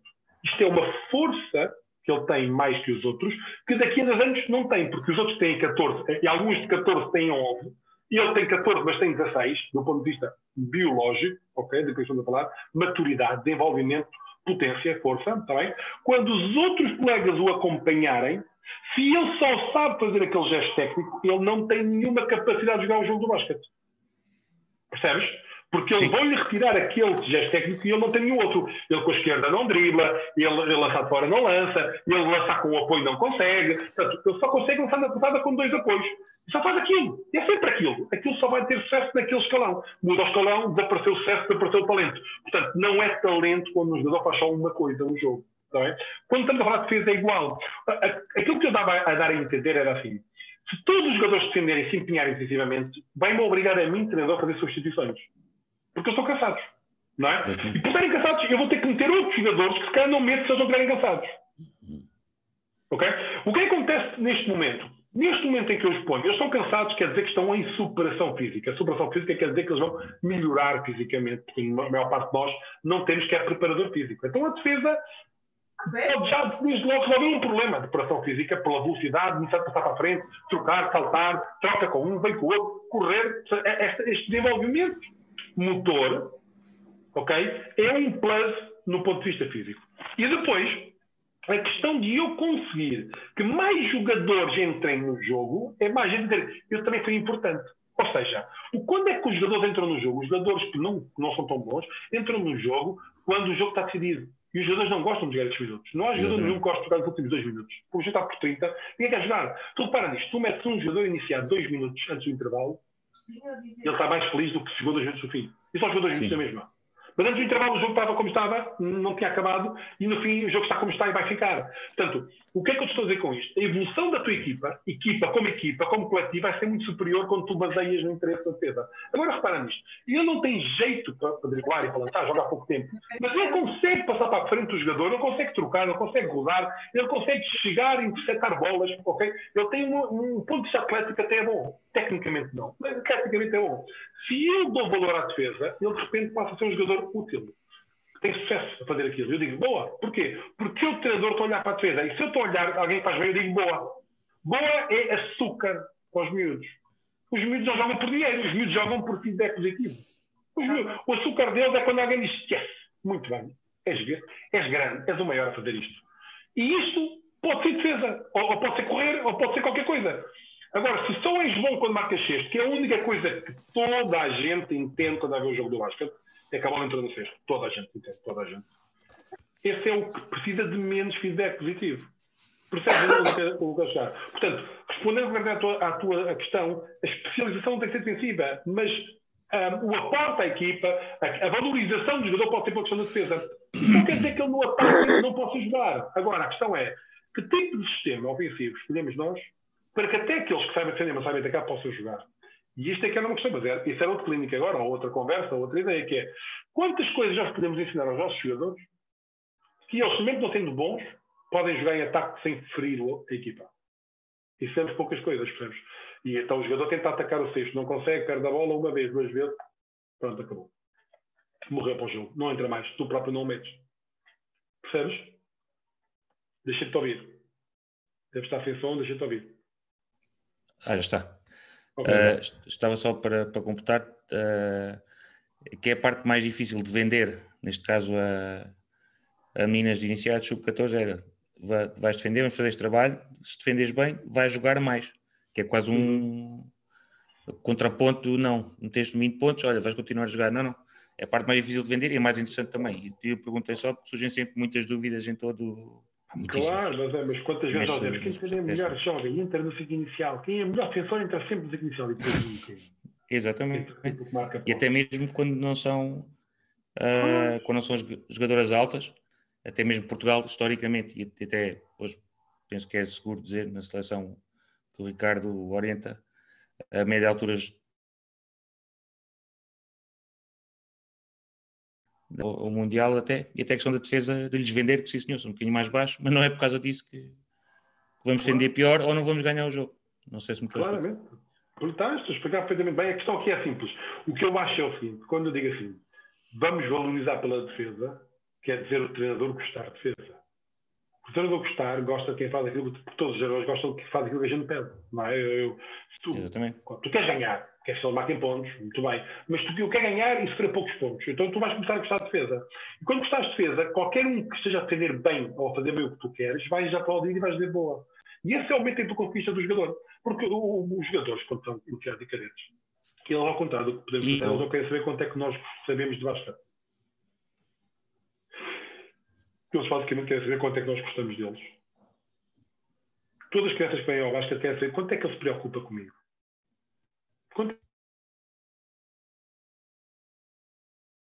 Sabes? Eles sabem lá se sabes muito basquete, há pouco de basquete. Eles não sabem. Eles querem saber, tu preocupas-te comigo, sim ou não? O que é que acontece a um jogador que não sai do ano? Este gajo não se preocupa comigo, ele não gosta de mim, ele precisa ser muito fraquinho, ele não gosta de mim. Portanto, não estou aqui a fazer nada.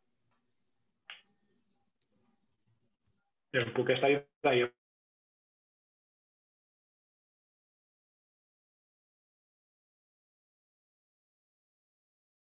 Portanto, atenção, base não quer dizer pegar na fita métrica e ser o mais baixo. Não é isso que eu estou a falar. O que tem jeito para não ter nada com o tamanho. Não? Exatamente. Mais perguntas. E porquê é que passamos pior do que lançamos? Quem é que tem coragem? Acho que tem que ter coragem. Não fiquem em casa. Não se esqueçam de ligar o micro. Deixam lá eu experimentar. A Carlos Folhas, de Peniche, Stella Mares, Associação Basquetebol Leiria, ok? Portanto, um bocadinho longe de Braga, mas ou sabendo que o Ricardo vinha ter este tema, naturalmente é sempre interessante ouvi-lo, sem dúvida. Vamos experimentar, não sei, talvez esse problema, se calhar porque esse gesto técnico é o que se faz mais vezes durante um jogo e de facto precisa-se de uma qualidade maior, quer no espaço e quer o tipo de passe também que fazemos, porque o lançamento também há muitos tipos de lançamento, mas no passe há muitas maneiras de passar, com uma mão, com duas, com a esquerda, com a direita, picado, pronto, e por ser tão problemático, se calhar fazemos passos perfeitos, muito poucos, ou menos, do que de facto o lançamento. Daquilo que é obviamente uma parte que já dizer é perfeitamente verdade, ou seja, se é uma técnica tão difícil, é uma técnica que depende de duas pessoas, não é? Lançar, muitas vezes depende só de um, não é? Driblar depende só de um. O passo depende de duas, depende de quem pensou, a forma como vai executar o momento em que passa, como quem pensou, a forma como vai receber do ponto de vista. Então, isto é uma dificuldade, como estás a dizer muito bem, maior, enorme. Portanto, é uma técnica mais difícil que as outras. Acontece que depois o lançamento tem aqui uma perspectiva de pontaria, ela existe inata nas pessoas, a pontaria, e o passo tem uma percepção de tempo-espaço, ver as coisas acontecerem antes de elas acontecerem. Mas agora repara, vamos reduzir isto a outra ideia, ou seja, porque essa é aquela que é mais difícil de nós contrariarmos. Por exemplo, eu do ponto de vista analítico vou treinar muitos passos, muitas maneiras diferentes e tal, frente a frente, uma mão, duas mãos e meia, eu continuo. Mas repara nisto, se quando eu vou jogar, a equipa com que eu de fronte defende homem, e por homem entenda-se, estamos todos entre a bola e o cesto, mas ninguém faz porcaria nenhuma, portanto, ninguém tem nenhuma missão se não estar entre a bola e o cesto, portanto, nenhuma linha de passe está fechada, nenhuma bola está pressionada. O tempo e o espaço mudou. Quando eu quero passar a bola, duas mãos chega para passar, porque não está ninguém perto de mim. Quando eu quero passar a bola para aquele jogador, eu tenho 3 segundos para fazer, porque o jogador que estava a defender está lá dentro, está preocupado é que ele não vá para o cesto. E, portanto, eu não tenho que melhorar tecnicamente o meu passe, nem no treino, nem no jogo. Quando vou a um jogo internacional e alguém está-me a tentar contrariar, eu não tenho a capacidade para executar as tais técnicas que tu falavas muito difíceis, de uma mão, duas mãos, mão e meia. Porquê? Porque eu não explorei. Porquê? Porque eu não tive necessidade de... E agora repara nesta ideia. Portanto, eu passo a bola à vontade de peito, por exemplo, que é um passo que quase não existe no jogo de alto nível, mas posso fazê-lo porque o jogador que me defende está a 2 metros de mim. E posso fazê-lo porque o jogador que defende o colega que quer passar a bola também está a 2 metros dele.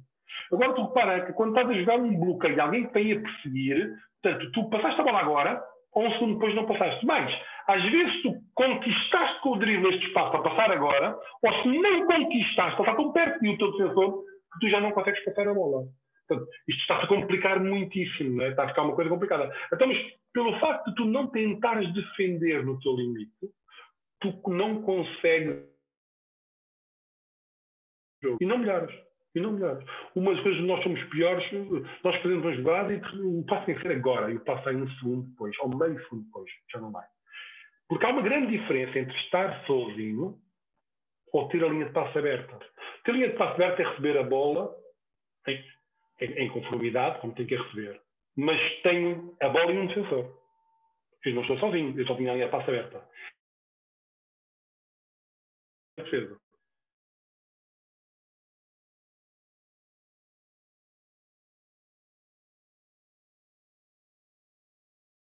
Porque o jogo só recebeu.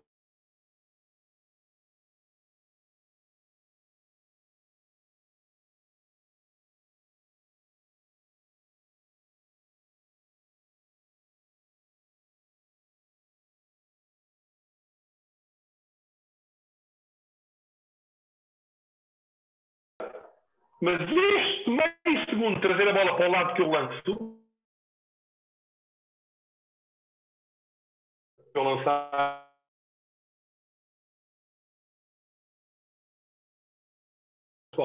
para treino de guarda-redes de futebol estava espetacular, mas para treino de basquetebol não dá, porque a gente passa a vida a ter que buscar a bola, quase a morrer a ter que buscar a bola. Portanto, o que é que eu quero dizer isto? Quando tu aumentas a intensidade defensiva no teu treino, a primeira coisa que tu vais sentir é que passa pior a bola, roubas mais bolas, lanças menos vezes sozinho, melhoraste. Portanto, agora, o que é que tu tens de fazer para melhorar? Timing do passe, ação do passe. A defesa condiciona tudo isto. A defesa condiciona a evolução do jogo na base, porque jogam menos ou mais jogadores, no desenvolvimento técnico dos bons, porque passam ou não passam melhor, ok? E há uma coisa muito interessante de falar. Há pouquíssimos canhotos a jogar basquete em Portugal. Pouquíssimos, temos pouquíssimos. Portanto, 2 de cada 3 jogadores que marcam muitos pontos em feminino de basquetebol, 2 de 3, penetram melhor do lado esquerdo. Apesar de não lançar com a mão esquerda e não serem capazes de ter boas finalizações, são mais efetivos, mais verticais a penetrar à esquerda. Porquê? Porque o seu defensor, no seu treino, desloca-se quase sempre sobre o seu lado esquerdo, defensivamente. E é mais rápido. Quando tem que deslocar sobre o seu lado direito, que é para conter a penetração pela esquerda, é mais lento. E é mais lento porquê? Porque treinou menos vezes. E treinou porquê? Porque o número de vezes... O caos do treino obrigou a acompanhar os jogadores que treinam com a mão direita. E, portanto, agilizou muito mais o movimento para o lado esquerdo. E quando alguém é vertical com a esquerda, como não há canhotos, não tem a mesma lateralidade. A minha lateralidade é pior. O meu movimento, o meu deslocamento para o meu lado direito é pior. Porquê? Porque no meu treino não há nenhum canhoto. Entendes a ideia? Portanto, isto são condicionantes interessantes de analisar. Quanto é que a defesa pode condicionar a evolução do jogo de basquete? Em Portugal está a condicionar muito, porque nós tendemos de homem, nós não tendemos homem a homem. Nós não pressionamos em espaço. Nós só não queremos que marquem pontos no pintado, basicamente. Mas isso não é defender, isso é jogar com a evolução do jogo. Os tiros vão melhorando e depois há aquele jogo que tu já não consegues competir porque não consegues chegar a tempo a nada, porque nunca foi preciso chegar a tempo, bastava estar lá. Era esta um pouco. Achas então que passa-se mal também porque a defesa cresceu, foi mais forte e, portanto, obriga o jogador a ter uma técnica diferente, de um timing diferente do timing de passe? Quando acontece isso, ou seja, o jogador passa mal, mas ele não sabe passar mal, percebes? No campeonato de iniciados cadetes, eu arrisco a dizer até em júniores, o jogador não tem consciência que passa mal. Porque a defesa é tão flutuante, percebes? Tão pouco compromisso, que ele, com as suas técnicas primárias, consegue passar a bola. Ainda que, depois é este lamiré, que muitas vezes a bola chega a sítios raros, ok? Mas pronto, perdão, não perde a bola a passar lá. Mas quando vai já com uma equipa que é um pouco mais intensa defensivamente, é quando vem ao de cima, que afinal não é bom passador. Ele, afinal, os tempos de execução ou as técnicas de execução não saem a tempo e horas. Porquê? Porque ninguém o obrigou a fazer isto. Isto acontece a nível internacional. Portanto, a nível internacional, nós temos muitas vezes dificuldade em comunicar entre dois jogadores com o timing do passe. A ideia foi um pocket pass no pick and roll. Fala-se muito. Já pick and roll e pocket pass ali. Quantos jogadores são capazes de fazer? Quando eles são estrangulados por dois para passar a bola ali. Durante a sua formação, é passar por trás. É ir todos para trás. Se vão todos para trás, obviamente que eu fico com o tiro com a ideia, mas se eu atirar e até falhar, não é ter boa defesa. Não, amigo. Foi mau ataque, ele é que falhou. Um jogador que lança sozinho não é boa defesa. É mau ataque. Portanto, há que entender a diferença entre mérito e demérito. Se eu não contrario o lançamento, se eu não sequer contesto o tiro, não há nenhum mérito da defesa. Há é de mérito o ataque, não tem pontaria do bola de cesto. Mas são duas ideias muito, muito diferentes. Entendes? Que é outra coisa dizer que estou a jogar ao mais alto nível e deixa aquele jogador lançar, mas só aquele. Isso é outra coisa, só aquele é outra coisa. É já sénior e pensar que ele lança muito mal, é só aquele. Está bem, não vejo mal nenhum nisso. O problema é que, como nós na formação achamos isso todos, deixamos aqueles todos, só aqueles todos lançarem. E isso está errado. Está errado porque vai melhorar esse tiro. E quando melhorar esse tiro, a minha equipa não tem hipótese a ninguém. E pior, os meus jogadores não podem jogar na Liga ou na Seleção. Porquê? Porque eles depois não vão conseguir defender. Porque se eles com 14, 15, 16, 17, 18 não fizeram, não é aos 24 que mudas a mão. Não sei que me chamaste de João, vais-me chamar de André agora. Isso não vai resultar, isso assim não funciona. Entendes? E este é um dos problemas de abdicarmos da defesa. Obrigado, Ricardo. Obrigado. Deixe-me só aqui, também aqui mais uma pergunta em relação aqui à pressão. Num contexto de sub-14, de iniciação, portanto, começamos primeiro 2-2, 3-3, 4-4 e 5-5 na construção do salto e troca, se tivermos, de facto, trabalhamos em função disso no desenvolvimento da defesa-pressão, é isso? Completamente. Okay. Mas como a evolução normal, se tu fizeres a evolução do ataque ou de um ataque ou da defesa, para mim é sempre igual. Portanto, ele tem ideias técnicas, ideias táticas individuais e coletivas. Portanto, técnica individual, tática individual, tática coletiva. Quando a iniciação, 80%, 90% é técnica e tática individual. E 10% é tática coletiva. Era bom, Ricardo, era bom focares esta questão da tática individual. A tática individual como ideia, vamos imaginar uma questão defensiva em que tu pões um exercício, imagina aqui um exercício, até estou a pôr aqui, vou ver se eu consigo buscar aqui esta ideia. Vamos ver. Ok, para trás, como é que quiser. Olha aqui uma ideia, tu tens aqui este jogador, está bem? E está aqui um colega a jogar com a direita, este não está aqui. Então, eu estou aqui a metade da distância. Ele está a driblar com a direita, agarra a bola. O que é que eu devo fazer? Recuperar o meu jogador. Ele está a driblar com a direita e dá mais um drible com a direita. O que é que eu devo fazer? Manter-me a metade da distância. Ele está a driblar com a direita e muda para a esquerda, ataca a bola. Isto é tática individual. Esta capacidade de estar a 3-2, analisar o que ele faz e eu agir em função do que estou a ver, é tática individual. A capacidade de eu decidir. Óbvio que eu tenho que ter domínios técnicos para entender se saio com as mãos no ar, se toda a posição defensiva, se abandona a posição e sprint para sair. Portanto, isso é técnica. Né? A resposta que o corpo dá, técnica. A decisão que eu tomo, tática. Mas é individual. O que é individual? Porque eu não sei se vou saltar. Eu só salto se ele mudar de mão. Portanto, essa tomada de decisão, eu neste momento estou numa posição de ajuda, mas isso não quer dizer que eu tenha que ajudar. Se eu parar o drible, eu vou defender o meu, eu vou lá fazer o quê? Já parou o drible, está lá um colega? O que é que eu vou lá fazer? Ok? É disto que estamos a falar. E isto é igual quando tu falas de ataque. Não é? Tu estás ali e vais para o cesto, não é? E o treinador dá um passo para ti, passa a bola. E o treinador não dá um passo para ti, vais lançar no cesto. Esta ideia de fazer uma coisa ou fazer outra em função do que o treinador fazer é tática individual. Esta tomada de decisão é tática individual. Portanto, isto tem que ser treinado no ataque como na defesa. E aquilo que eu gostava é que toda a gente tivesse esta ideia clara de que a defesa e o ataque treinam-se da mesma maneira. Às vezes achamos que há pouca técnica defensiva ou pouca tática individual defensiva. E não há, há muitíssima. Muitíssima. O que há é pouca coletiva. Porque a coletiva vai nascer destas várias tomadas de decisão que foi o que eu tentei mostrar no último movimento. Houve muitas decisões que foram individuais. Aquilo não é tudo scouting. Nós fazemos scouting não deixar ir para a direita, mas não fazemos scouting, por exemplo, temos que trocar a não para deixar ir para a direita. Isso tem que ir em função da posição dos jogadores. Percebes? Portanto, eu acho que é muito, muito importante o treino da tática individual no ensino de jogo de basquetebol. Nós passámos muito tempo a fazer exercícios analíticos, driblar na passada, passar, e agora 5 para 5. Tática individual é tudo que está no meio. Tudo o que foi situações de vantagem e desvantagem em meio campo é tática individual.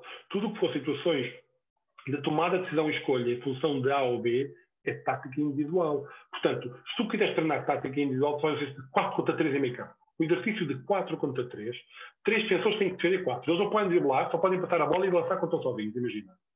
Do ponto de vista da tática individual é brilhante, porque o jogador tem que estar sempre a tomar decisão. A bola mexe e tens que mexer. Tens que mexer para a bola, tens que mexer para a ajuda, tens que mexer para a ajuda. A bola mexe outra vez, tens que estar sempre. Os 3 jogadores têm que cobrir o espaço de 4. Portanto, eles têm constantemente a tomar decisões. Rapidamente percebem que se olham primeiro e correm depois, chegam tarde. Portanto, má posição. Posicionamento é tático. Ok? Portanto, a tática individual é absolutamente decisiva para a evolução do jogador. Em ataque, em defesa. Não faz mal. É igual. Foi claro, Jorge? Sim. Penso que sim. Eu queria dar só para dar esse ênfase na medida que é uma das carências que nós... Sabe, isto tem a ver muito com o ensino do jogo e na forma como nós depois treinamos as nossas equipas, não é? A importância que damos no treino ao ensino do jogo. Ou seja, a tática individual tem muito a ver com o ensino do jogo e não tem mais do que na tática coletiva. Pois, a coletiva acaba por ser todos menos importante. A tua informação e mesmo ao alto nível é nos detalhes táticos individuais que também vão decidir depois as coisas. Mais questões? Julgo que o Manuel Silva levantou a mão para falar. Não sei se ainda... Estou sim, tratado. Sim, fala, Manuel. Pode falar, força. Posso? Ok, muito obrigado. Olha, muito obrigado, Ricardo. Foi um prazer ouvi-lo transmitir as suas ideias. Sou Manuel Silva, falo de Angola, sou do Petro Atlético de Luanda. E ficou-me aqui uma situação curiosa, porque eu gostaria que o Ricardo, naquela situação especial, quando apresentou aquela situação especial da defesa... Qual delas, esta ou esta? Esta. Portanto, aquela que temos a defesa cara a cara, portanto, dos dois homens da frente, e o defensor da bola posiciona-se nas costas.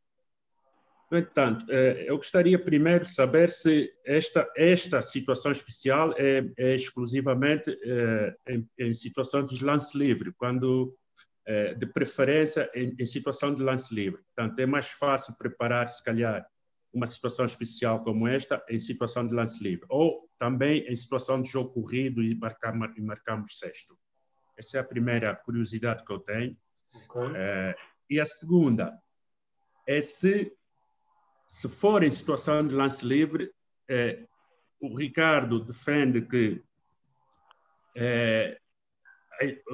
a posição específica de cada defensor, independentemente dos seus atacantes. Ou seja, vamos supor que quem repõe a bola do outro lado da parte da equipa atacante é um base, por exemplo. Ou seja, o meu base que defende o homem que repõe a bola é que se coloca naquela posição. Ou o Ricardo defende que, como é uma situação especial, e já sabemos que após lance livre convertido, por exemplo, nesse caso, vai colocar determinados atletas em determinadas posições defensivas para depois recuperarmos defensivamente. Não sei se foi... Sim, perfeitamente. Há aqui duas ideias importantes. A primeira é lance livre ou bola morta, a bola que toca ao árbitro. Fazemos se for lance livre ou a bola sai fora e a bola dá ao árbitro. Nunca após sexto. Isto nunca fazemos após sexto. Só fazemos ou lance livre, que dá tempo a montar, ou o árbitro tem que tocar a bola e dar a bola a quem repõe. Pronto. Começando pelo fim, esta era a primeira pergunta, e para ficar claro, a segunda era, se for o base faz sempre isto. Nunca deixo o base defender aqui. Ok? Portanto, se aqui tiver nunca faço cara a cara. Ok? Porquê? Porque o base, se vier para aqui, quer dizer que eles querem pôr a bola dentro de campo e devolver a bola ao base. Estás a ver? O que vai acontecer bola cá, bola lá. Não sei se a tela está a ser partilhada. Não estás a partilhar neste momento. Não está partilhada? Nós estamos a ver. Está partilhada, está. Nós estamos a ver, Manuel. Não estás a ver? Mas está bem, eu tenho a ideia. Eu devo ter tocado aqui no teclado qualquer e pronto. Mas eu tenho a ideia, eu tenho a ideia da posição. Estás em telemóvel ou em... Estou no iPad. Mas no iPad devias ver. Vai outra vez à imagem. Cá em baixo. Não estás a ver agora a tela?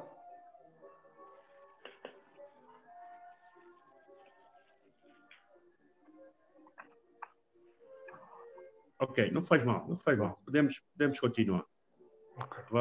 Vamos falando. Mas pronto, a primeira ideia, Manel, se for o base, eu subo do campo todo e defendo 3/4 neste passe e o base pressiona o base a repor a bola. Percebe? Ou seja, não faço cara a cara. Porque quando a bola entra em jogo no cara a cara, a maior parte das vezes o passe que está aberto é quem repôs a bola. E eu não quero a bola na mão do base, percebes? Então não faço cara a cara. Se for o base, não faço cara a cara. Subo e faço 3/4. Ok? E depois faço um salto e troco entre 4, como se fosse um box and one, assim, uma coisa assim deste género. Ou seja, eu defendo aquele jogador cara a cara sem a bola. Eu não quero a bola no base, está bem? Quando é outro jogador, vamos imaginar que aqui, em vez do jogador onde tem lá o jogador número 3, não sei se te lembras, estava a pôr a bola, vamos imaginar que é o poste, é o jogador número 5. Poste. Está bem? Okay. O número 5. Agora vamos fazer assim. Se eu estou a falar de iniciados e cadetes, é quem defendia aquele jogador que está lá, sim ou sim. Mas, se forem iniciados e cadetes, um dos maiores erros que há na formação de jogadores é colocar jogadores do mesmo tamanho e defender jogadores do mesmo tamanho. Porque o basquete que eles vão jogar quando forem séniores é defender jogadores de tamanhos diferentes. Ou seja, as trocas defensivas são cada vez mais usadas. A necessidade de grandes conseguirem fazer pequenos e pequenos conseguirem fazer grandes é absolutamente premente decisivo para o basquetebol atual. Está bem? Portanto, não me preocupo com quem é o jogador que está aqui na posição de 3, está bem? No que repõe a bola. É o seu jogador direto. Se não for o base, é o seu jogador direto. Está bem? Agora, imagina que é o 5 que está por volta a dizer e o teu 5 é um jogador muito pouco móvel, muito lento. Então, o que é que está combinado na equipa? Sobe o 4, desce o 5 e trocam defensivamente. Ou seja, o 5 vai defender o 4 do outro meio campo e o 4 vem defender o 5 no campo inteiro. Percebes? E quando é que eu faço isto? Ou quando o meu 5 é a Maria Turcova, por exemplo, que mais é muito pesado, grande, pouco móvel, mais pesado, não vale a pena. Ou quando só tenho um 5. Porquê? Porque não quer que eu faça faltas do campo todo. E então põe no outro jogador. Imagina que até tens um jogador do teu 5, nem é lento, não é? Mas não tens outro jogador ou outro para aquela posição. Estás a ver? Então tu pões ele a defender atrás, outro jogador qualquer, e pões um à frente, porque obviamente esta extensão de pressão é mais possível que existam faltas. Okay. Mas isto já te estou a falar de júniores para cima, são ideias já táticas do jogo, são estratégias.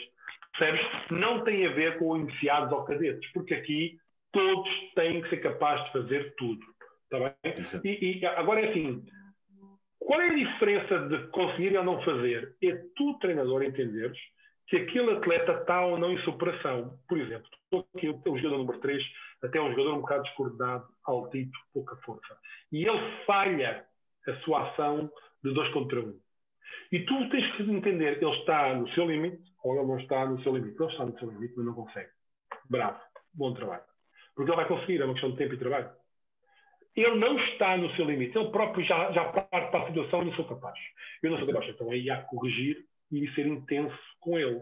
Porque não podemos aceitar que um jogador se forme na ideia de que não é capaz. Não existe essa palavra na formação, não sou capaz. Entendes? Portanto, última ação. É muito importante a atividade deste jogador número 3. Ele não pode estar aqui parado. Ele tem que olhar os olhos do outro jogador e se ele quer olhar para o 1, parecer mais aqui. Mas se ele olhar para o 2, voltar a aparecer aqui. Cada vez que ele entrar nos olhos do 3, o que vai acontecer é que vai fazer o 3 duvidar. E cada vez que ele duvidar, ganhamos um segundo. Ok? Portanto, a atividade deste jogador é assim. Ele não pode ser um jogador passivo e parado. O jogador que defende, que protege o protetor do cara a cara, tem que ser um jogador de bastante atividade. Exato. Ok? Exato. Responda às perguntas. Muito bem, muito bem. Muito obrigado. Sim. Aqui quem fez muito isto foi a equipe de sub-20 de Portugal no Campeonato da Europa no Porto. Utilizava muitas vezes este sistema. Portanto, quem André Martins, certo? Sim, com o André Martins. Sim. André Martins. Sim, eu acompanhei também. Sim, utiliza também isto. Portanto, é uma questão de verem os jogos. Eles tiveram algumas situações em que aplicaram isto. O Ricardo, eu vi os jogos. Não tens aí nenhum clipe, pois não? Não, Ricardo, não. Não. Se tivéssemos falado disto antes, até podia ter conseguido, mas assim agora não. Ok. Portanto, mais questões? Temos aqui a Paula Seabra. Força, Paula. Tem que ativar o som. Sim, boa noite. Sim, boa noite. Tá. Antes de mais, obrigada. Eu queria levar o contexto das minhas perguntas um bocadinho mais para o início da preleção do Ricardo e um bocadinho mais a ver com a iniciação. E também um bocadinho virada para o estado pandémico que vivemos e um bocadinho para pedir a opinião pessoal e tentar entender uma situação. Visto que não temos... vou começar de outra maneira. Eu costumo ensinar ou privilegio o ensino da defesa começando do todo. Isto é, embora ainda não saibam defender bem, gosto que pressionem o campo inteiro e depois ir controlando à medida que vão aprendendo, ir controlando a agressividade defensiva, digamos assim, do que partir de trás. Visto que estamos neste estado em que não temos jogos e não podemos ter a oposição do jogo no treino, isto falo para os escalões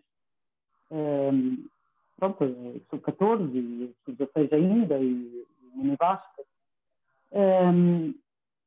e podemos ensinar mais a técnica e esses fundamentos que enunciaste no início. A minha pergunta ia no sentido de, será que, dado que esta época será, ou há quase um ano que estamos assim, será que vamos formar, ou estamos a formar, defensores mais tecnicistas? Eu estou a falar em relação à técnica individual, porque temos muito mais tempo de treinar o físico, de treinar a técnica e de privilegiar essas situações. Ou será que quando chegarmos ao jogo, e pela falta de 1 contra 1 que tivemos durante este tempo, quando chegarmos ao jogo, o que vamos reparar é que nada disso surtiu efeito? Não sei se a minha pergunta... Eu tentei dar a volta para ver se fazia essa pergunta mais direta. Eu não sei se percebeste a minha ideia. Eu, a parte final, percebi de certeza, tenho mais dúvidas em relação ao início, porque tremeu a voz, e não se ouviu completamente. A parte final da questão do treinar tecnicamente e não ter contacto, e até que ponto os nossos jogadores vão ser melhores fisicamente e têm melhores técnicas, se ela vai ou não acontecer. Não é? Portanto, essa parte da pergunta eu percebi perfeitamente. A primeira parte é que não ouvi a primeira é em relação à diferença. Eu sempre ensinei, ou eu não, eu acho que a maioria, não é, de quem treina formação, quando uma miúda nos chega à mão, metemos-la dentro do campo, ela ainda não sabe defender. Mas dizemos, olha, corres a campo inteiro atrás da tua jogadora, e depois vais controlando a agressividade dela à medida que ela vai aprendendo. E agora não é assim, porque agora tu não tens o jogo e tu estás a ensinar 1 contra 0 em relação à defesa, não é? Temos livres, mas não tens a oposição do jogo para depois ela ao fim de semana poder contrabalançar aquilo que tu estás a ensinar durante a semana. Lógico. Portanto, será que vamos ter jogadores mais tecnicistas a defender porque tivemos mais tempo para lhes ensinar? Ou chegam ao jogo? A pergunta em primeiro lugar, dizer que é estoico, é incrível o trabalho que tem que fazer agora para continuar a motivar garotos a treinar sem o jogo. Acho que isto é uma coisa... Só quem passa por isto é que sabe bem a dificuldade que é, mas eu acho que quem o faz e tem criatividade para o fazer merece um prémio, porque isto é vender frigoríficos aos esquimós, quer dizer, é uma coisa... Como é que se põe esta gente interessada a vir amanhã e amanhã e amanhã quando não há aquela competição, aquela rivalidade direta? É muito difícil. Ainda, e temos ser mais pragmáticos e dizer, ok, com o que eu tenho, o que é que eu posso fazer? Porque essa é a grande diferença entre quem anda à frente e quem não anda. É do que eu fiz, o que é que eu podia ter feito melhor, do que eu tenho, o que é que eu posso fazer. Não é chorar o que não há. E dentro dessa ideia, ponto número 1, só vamos ter jogadores mais tecnicistas se trabalharmos realmente a técnica. E desde logo, quem é que o está a fazer? Primeira pergunta. E só vão ser melhores fisicamente quem estiver a trabalhar e fisicamente. E quem é que o está a fazer? Deixa a pergunta. Quem o estiver a fazer vai ter de certeza absoluta. O que é que vai faltar aqui? As leituras, as capacidades de decisão. Exemplo claro. Eu posso pegar neste exercício, não é, aqui que estão a falar, inventei aqui um exercício. Tem aqui este indivíduo, não está cá, e tem aqui este aqui e este aqui. Não é? E o que eu faço vai-me fazer tomar uma decisão. Está bem? Sou eu que estou aqui a dar a noção. Se eu parar o drible, a decisão a correr para este lado, e se eu tomar o da direção, a decisão a correr para este lado, e eu posso fazer essa decisão incorporado noutra ideia. E daqui pegas a bola e vais lançando a passada cá, ou vais lançando a passada lá, ou vais fazer blitzes defensivos até aqui. Ou seja, o que é que quer dizer com isto? Nós temos que ser criativos ao ponto de criar a possibilidade de um jogador fazer uma tomada de decisão em cima do estímulo visual. Exemplo, se eu levanto 2, eu corro para um lado, mas se eu levanto 3, eu corro para o outro. Se eu é número par é uma coisa, se é ímpar é outra. O que é que eu estou a falar? Eu estou a falar que quando nós trabalhamos a técnica, como tu dizias, Paulo, muito bem, né? Porque o aspecto das direitas trabalhar as técnicas de ataque e de defesa, nós podemos adicionar estímulos visuais para essa tomada de decisão ser uma coisa ou ser outra.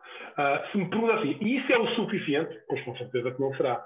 Mas é algo mais do que só trabalhar a técnica, porque a técnica analítica é algo muito chato para os miúdos treinarem hoje. Os miúdos estão muito habituados à interação, os miúdos 2 são diferentes dos miúdos 11. a todos os níveis. A todos os níveis. E obviamente que a gente é uma coisa repetida muitas vezes só em técnica, sem nenhum objetivo intermédio, sem obrigar o cérebro a ter que decidir entre uma coisa e outra, basicamente não estamos a fazer um jogador de bocha. Esta ideia, para mim, é premente. Ou seja, se ele não decide, ele não joga. Porque um bom jogador toma boas decisões. Não é que põe só a bola no cesto. Porque às vezes há jogadores que põem a bola no cesto na Liga Portuguesa, mas na Liga Espanhola não põem. É o mesmo jogador. O que é que mudou? A oposição.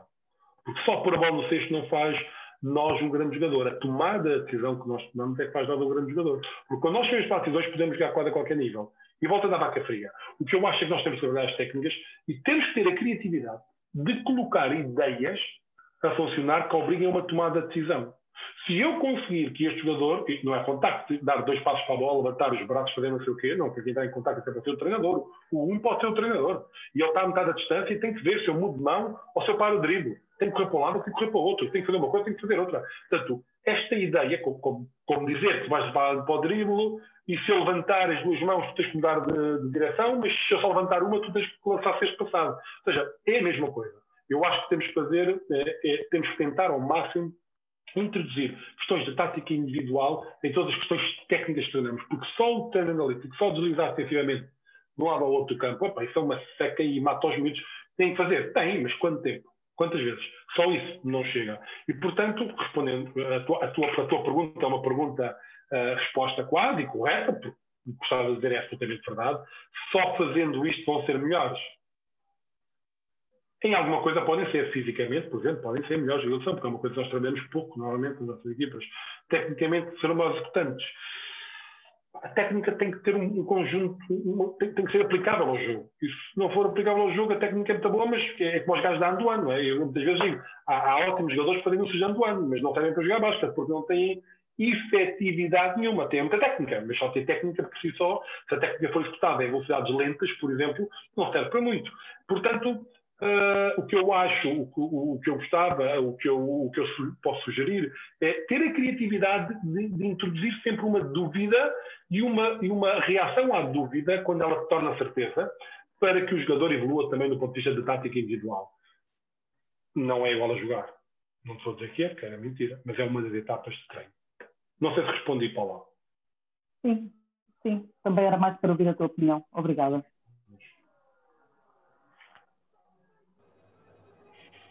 E mais perguntas? São 11h05, portanto quase. Então, estamos quase também no limite. Já estamos. Não sei se mais alguém tem perguntas.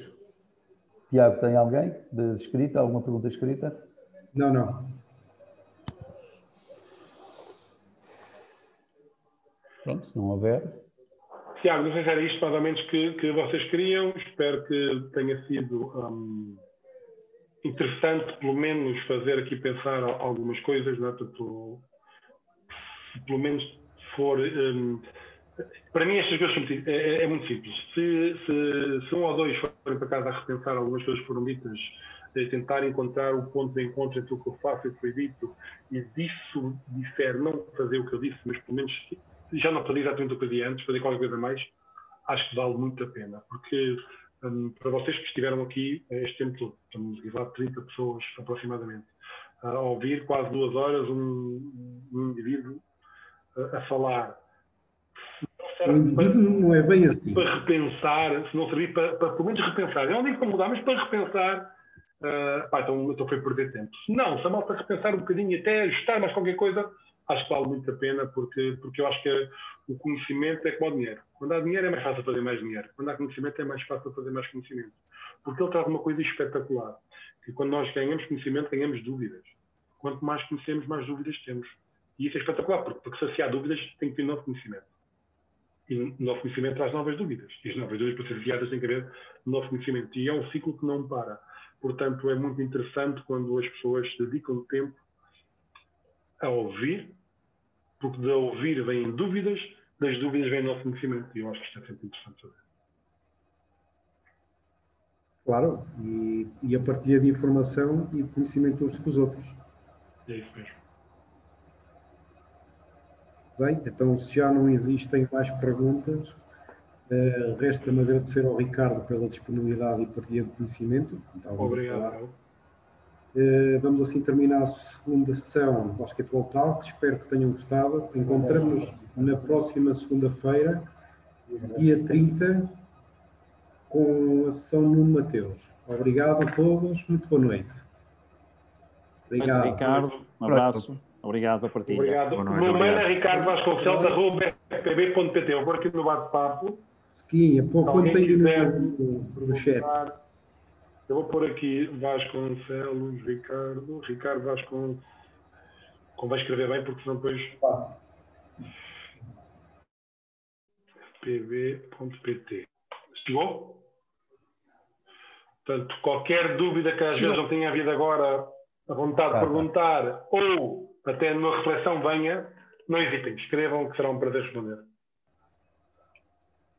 Sim, e depois faço-vos chegar a apresentação durante esta semana. Sim. Combinado. Ok. Boa noite a todos. Um abraço, bom trabalho. Obrigado, Ricardo. Boa noite, obrigado. Obrigado.